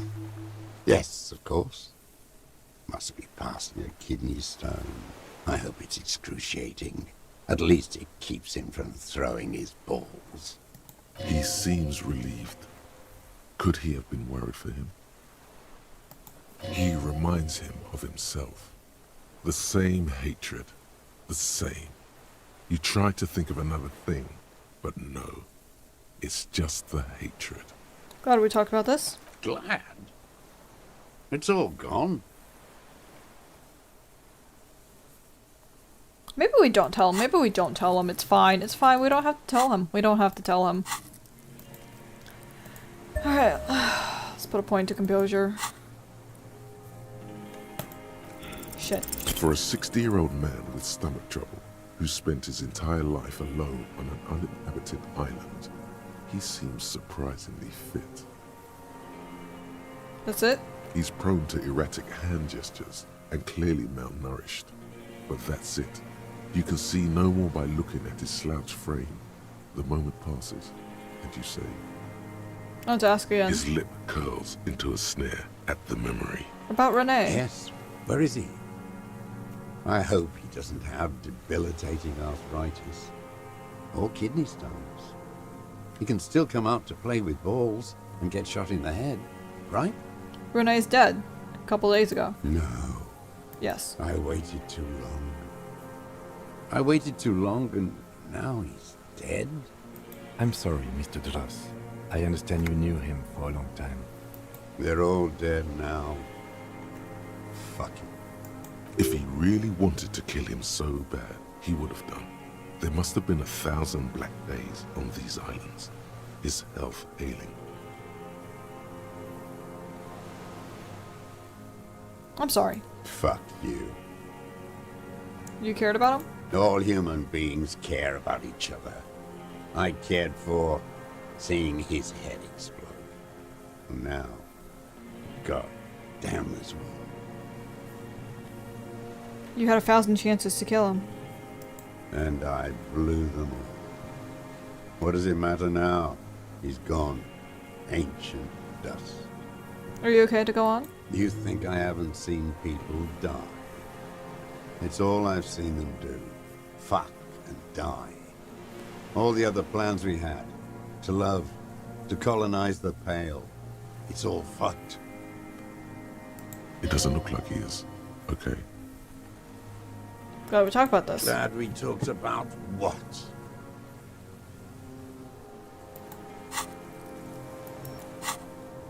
Stay put.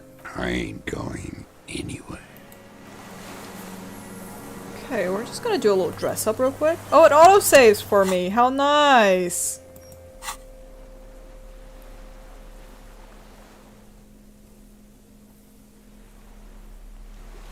One of you's gotta have composure.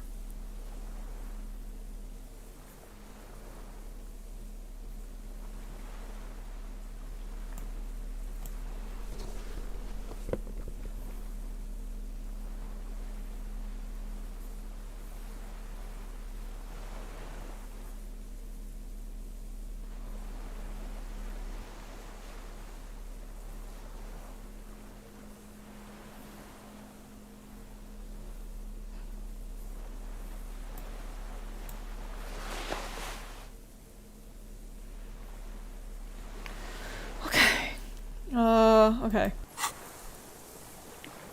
Save game? We're just gonna save over the autosave, actually.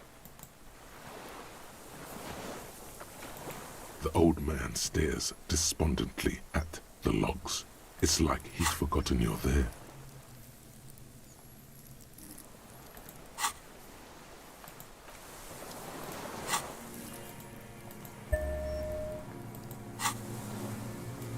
The old man stares despondently Do at it. the logs. What Yes! strikes you about this gaunt man is not the stomach pain, or the cough, or the malnutrition. It's precisely what you could not see before. For a man who spent 44 years in the urban wild. He's surprisingly okay. Indeed, he speaks fluidly. His movements are rapid, if erratic. His voice, despite the cough, is there. It is capable of expressing complicated ideas. Above all, he seems animated. By what? It's a mystery. This animation comes at a cost too. Erratic hand gestures, thought processes cut off like threads, as he just stares at the logs or the reeds. He also suffers mood swings, bubbling to the surface, unconstrained by his nervous system. Dementia. You've seen demented people before.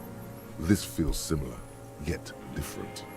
When his thoughts move, they are lucid, keen even, not senile. How's your memory? No, I'm not okay. I shit blood, and I'm surrounded by insane people. There it is again, erratic hand motions, bouts of rage, and the stomach thing too, of course. You're under arrest. What? But you said I would be taken to the... This terror is the sum of all the uncontrollable movements and mood swings he's been exhibiting. Your Wayfarer rights have been suspended. Information provided to the officers on the scene will be used against you by the prosecution. You will be given legal counsel within 1 week and must face court in 44 days. Do you understand? Do you understand? But...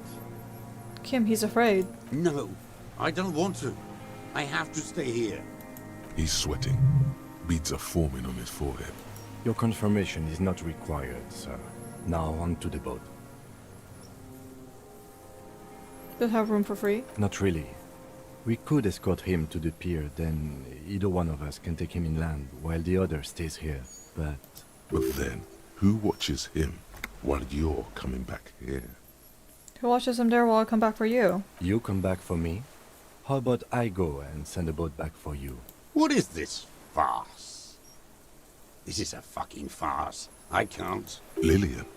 You could ask her, maybe.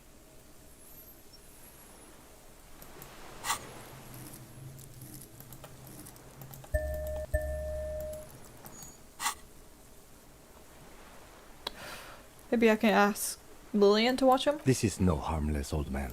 This fucking world. This world. What is this? Me time, I guess. Below the confusion and rage and a fit of jamais like you, the thought passes, more pressing matters take its place. No, listen. Listen now. Alright. There it is again.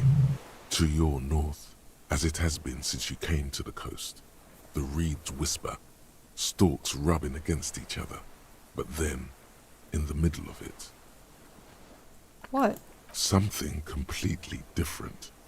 It sounds like a bow, very slowly being drawn against the strings of a violin. A very small violin, made of reeds and rushes. Maybe there is room for 3 on the boat. Kim, do you hear that? What? What are you talking about? Is this really us? Your skin crawls.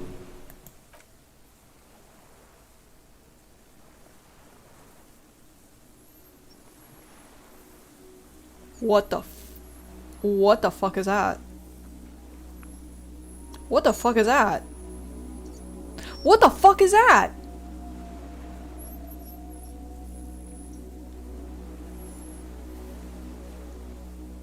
A delicate tangle of arms and legs unfolds from the reeds, limb by limb, to then just stand there, moving its scythe-like arms in ghostly silence. What is that? What are you talking about? It's a giant stick insect. There's nothing there. The stick insect is over 3 meters tall. It looks straight at you, with its tiny pinprick eyes and its grotesquely small head. You feel your legs shaking under you, and your gun hand move to your holster to grab the gun. It's here. It's here. I don't know. It's here, man. Tell me what you see, damn it. I can't make out one small thing in the reeds. Kim, can you see it? I can see it. Wait, what? If he can see it too, then you're not totally insane. This is the first fucking time Kim's agreed with me on this shit! But that would mean it's really there, spinning slowly, in absolute silence, its limbs long and slender. Be very, very careful.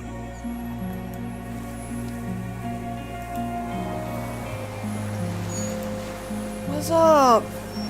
The creature stands on long stilt-like legs, antennae hanging from his head like a woman's hair, white and curled at the tips.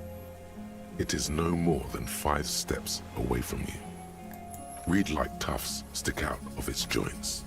As the insect moves its forearms, it produces a faint hiss, like a reel-to-reel machine spinning after the tape breaks. The hiss is different from the strings you heard before.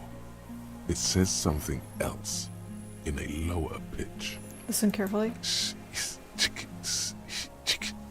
This is a phasmid. It is. You glance over your shoulder. The lieutenant holds a piece of milled aluminium. He begins to pull it open, extremely carefully. It's the camera. No, the flash will scare the creature off. Warn him now. Kim, the flash is loud, I won't like that. We need a photo. No one will believe us. From the corner of your eye, you see a sudden cascade of motion ripple through the phasmid's limbs. A series of ultrasonic clicks fills your ear. Let me approach it first. I won't be one of those fools who didn't take a picture. You see the phasmid turn to him, its mandible antennae reaching out. Its motions are quick, sudden. I have the pheromone. I don't think the pheromone will do anything. The spindly mechanism turns itself back to you, its antennae taking their measure of the air, slowly. Say something to it quietly. Don't be afraid. Nothing changes in the cyclical braying motion of the creature's limbs. They are porcelain white on the inside and reed-colored on the out, beige, light brown, and striped. You are unsure if it is scared or not. Its insect mind is impenetrable to your reasoning. Just gonna do that real quick, just in case. Do it. Slowly, with your breath held, you take 2 small steps toward the phasmid. The creature lets out a series of ultrasonic clicks that swarm around your head like swallows, like laughter, a sort of happiness. The tracheal system on the creature's abdomen expands in front of you to take in and expel air. It's smelling you. Hissing and clicking, it extends its mandible-like antennae to greet you. You're right below it now, looking up at the colossal chitin of its white limbs.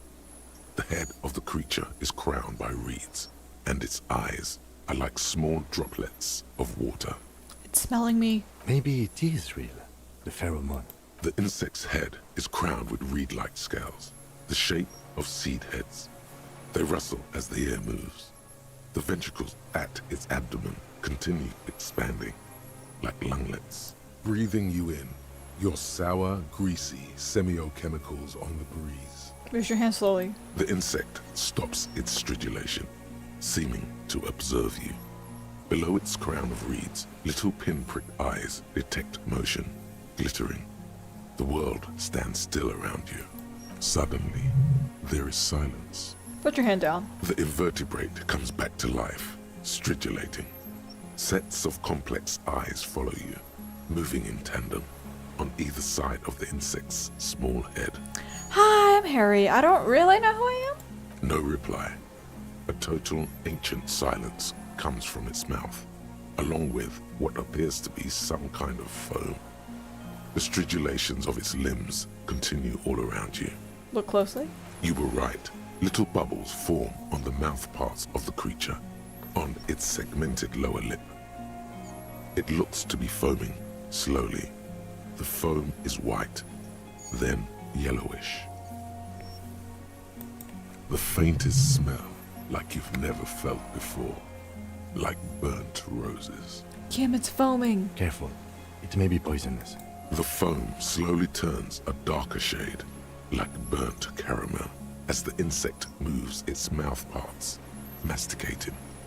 The little bubbles begin to burst, one by one, letting out that same smell, like summer burning. Tell me, what are you doing? I exist. I exist too. Tell me what it's like for you.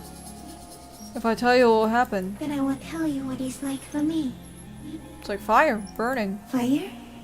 Where? In the city all around, it's going down. I am oblivious to the city. It is only on my margins. A ball I sometimes spin, a toy, or the cylinder of a discarded trash bin. Now, I will tell you what it's like for me. For me, it is a series of half-lit images, a kind of darkness, being intruded upon, transient, dim, moist, By what? shapes of plants and animals, and internal sensations, a swarm of sounds, tiny vibrations on the inside of my forearms, all speak of complexities totally beyond my understanding. I am at the end of a narrow funnel, weightless, so light, it only feels like something to be me. In truth, perhaps I'm nothing. I certainly do not have a soul, and if I did, it would never burn. I'm glad to be me. A sensitive instrument. Few of us can begin to imagine the horror of you, with all of creation reflected in your forebrain. It must be like the highest of hells, a kaleidoscope of fire and writhing glass. Eternal damnation, even when you're sleeping, and when you wake, you carry it around on your neck, with eyes open that cannot help but swallow more behind the mirror. I feel great, mute empathy for you.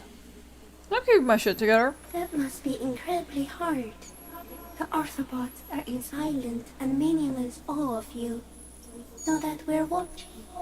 When you're tired, when the vision spins out of control, the insects will be looking on, rooting for you. And when you fall, we will come to raise you up. Bud from you, banner-like, blossom from you and carry you apart in a sky funeral, in honor of your passing. But not me, because I'm just a leaf eater. I'm a detective. So am I. I was born to detect sucrose rewards and semiochemicals. What were you born to detect? Born to detect you? Yes. No one detected me for such a long, long time. For thousands of years. I dithered, out of sight. Trapped myself in greenery. This is just an accident. No. No one believed I exist. Almost no one. Until you came, detective. Dripping of blood that smells like strawberries. Across the calm sea. The first in 1,000 years. Is this a dream? What's happening? No. You're awake. I am real. Light is forming me. This is real. Where does this come from? All around us? The world? Not even the birds know that. Not even the water lily.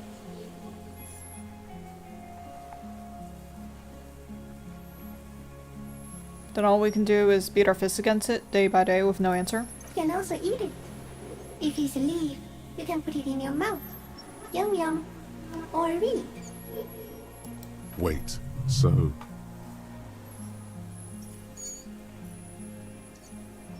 You look like a reed and you eat reeds. Yes, they don't mind. Have you ever accidentally eaten another reed phasmid? Yes, I once cloned myself and ate the little ones. It was winter, and I woke up at the wrong time. It was an accident. What are you? I am an unknown species of the order Phantasmalia, endemic to the insulated Isla. For the last 350 years, I have hidden in plain sight, masquerading as the reeds, molding, cloning myself, unfolding at night to play with trash bins and boys. No one unnoticed by the first settlers and the land surveyors of the suzerain. Also, by the soldiers of the revolution and the officials of the occupation.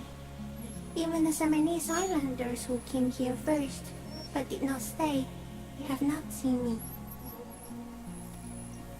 I have stayed hidden through 4 forms of government and 2 scientific revolutions, until I was accidentally discovered by a detective of the citizen militia in Rebelshore, district of Martinez, March 51. That's insane. No, you are. The moral of our encounter is, I am a relatively medium life form, while it is you who are a total extreme madness. A volatile simian nerve system ominously new to the planet. The Pale too came with you. No one remembers it before you.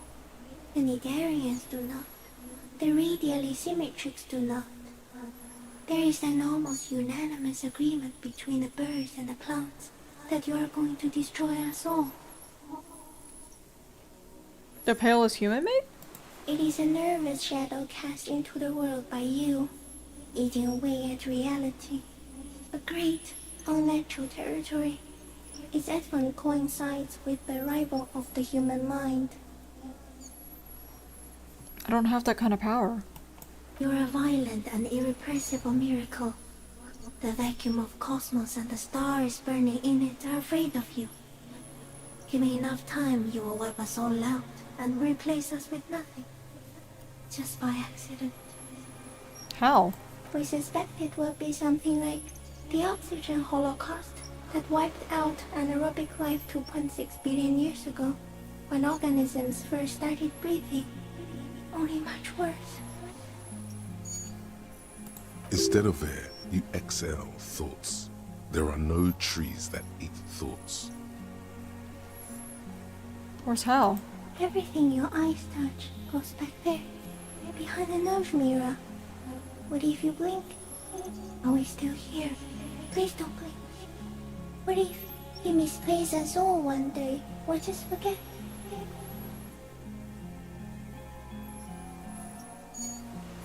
Blink. Please, do not do that again.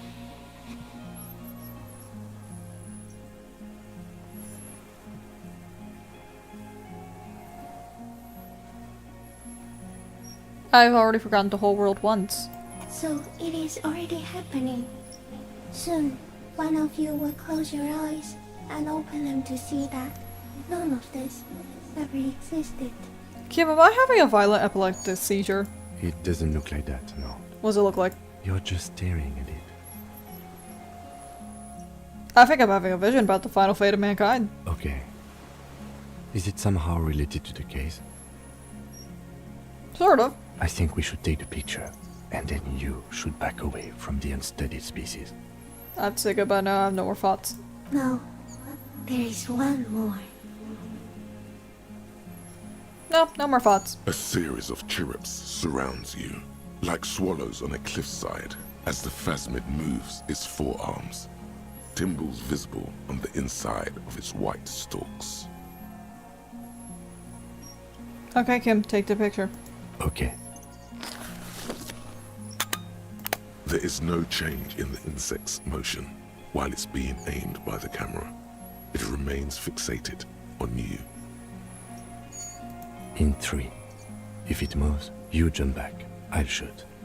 Here we go. 3, 2, 1. The shrill flash of the camera cuts the air like the blade of a sword. The phasmid freezes in its bright light. Head turned toward the lieutenant, hypnotized by the flash. It stands frozen before you. I got it. Carefully pat its lifelike forearm. The limb before you is incredibly light, like eggshell. It's much lighter than a reed. You feel a soft push could tip the creature over. Its hollow exoskeleton collapsing. Warning! Pull your hand away. A sudden shiver passes the limb. Looks like the creature is awakening, wave by wave from its stupor. Some sort of countdown process is happening. That's all you have time to think. Back off. Another shudder pulses through the creature's limbs. It jolts back to life, like a record continuing where it left off, in a swaying, praying motion. Even the small black pearls of its eyes do not stray from you. Disengage. As you're turning away, the phasmic mirrors your movements, stepping on the water, the long limbs carrying its feather weight without breaking its surface.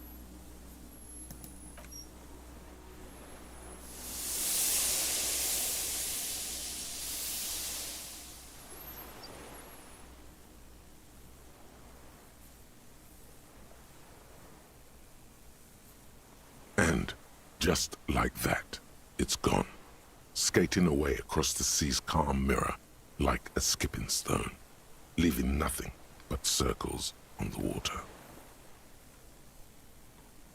And something under it, in the place it stood, bobbing there, among the reeds, a collection of items.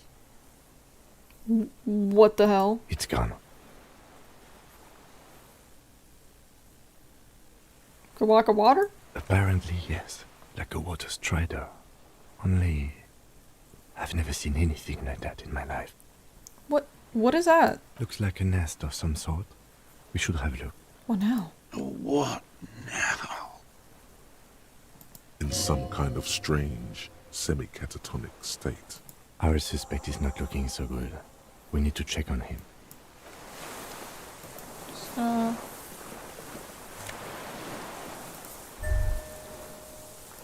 Brother, you've managed to collect all the armor pieces. Too bad it's too late for the big showdown. Don't think it would have helped me much. It would have looked very impressive. Still, you found it all. Now your mortal coil is completely protected. Few cops are this futuristic. At least I am truly invincible?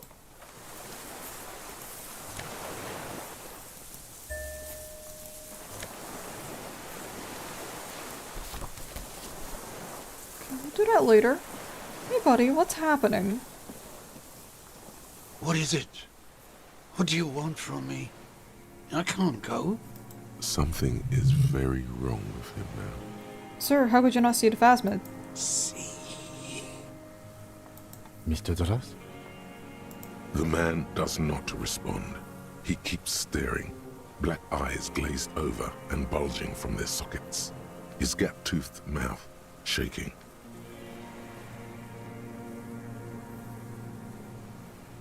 Wave your hand in front of his eyes. A light shiver passes him, followed by nothing.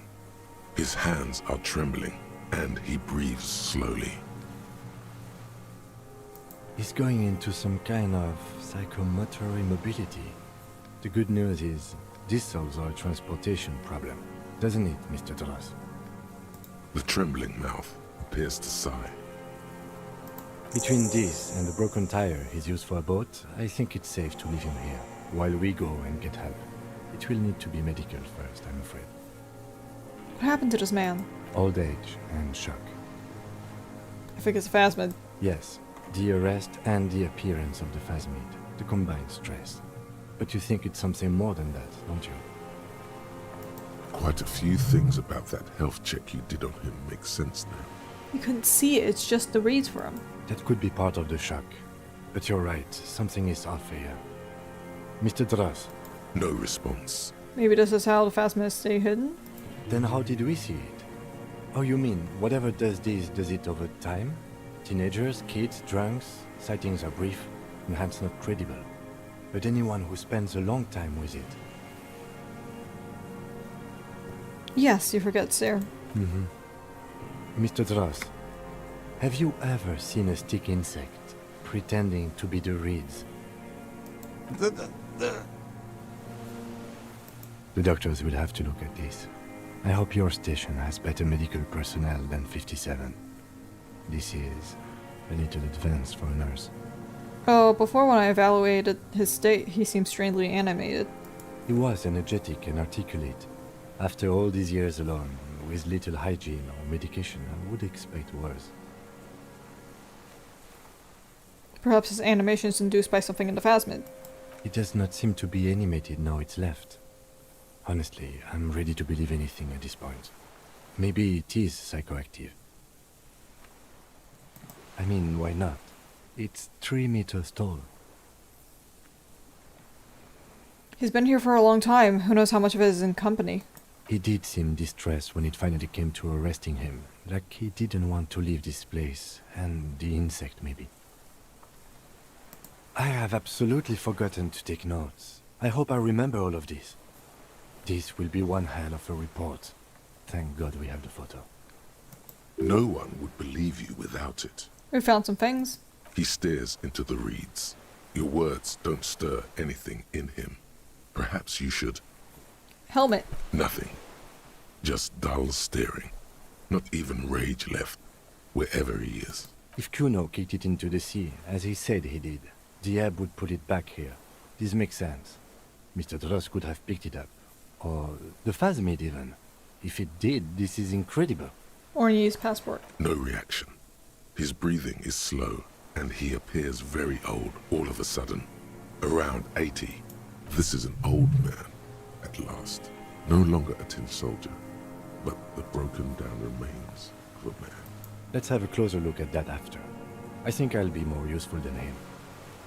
Shown to the scope. I lost... He lost it. He turns his eyes to the reeds again, as he's done so many times. Beige and white stripes. He lost the scope. Then it somehow made its way over there. With the help of a magpie phasmid. This sight is a T9, Mr. Dross. Was it attached to the rifle when you made the shot? Silence. Not even a sigh. You've gotten all you will out of this poor being. I'm gonna let you rest now. The plastic cape flaps around his face in a gust of wind. His back is slouched and his mouth open. The blacks of his eyes are receding. His pupils are returning to normal. Hang tight. We should think about getting back to the mainland. To get help. He'll be safe here. If we don't take too long. Before we do that, I'm going to save the game and I'm gonna go to bed because it is really freaking late and I need to go to bed. Yeah, I need to go to bed. I need to go back. It is so late. It's so late. Oh my god. You were specifically asked not to do that. Listen.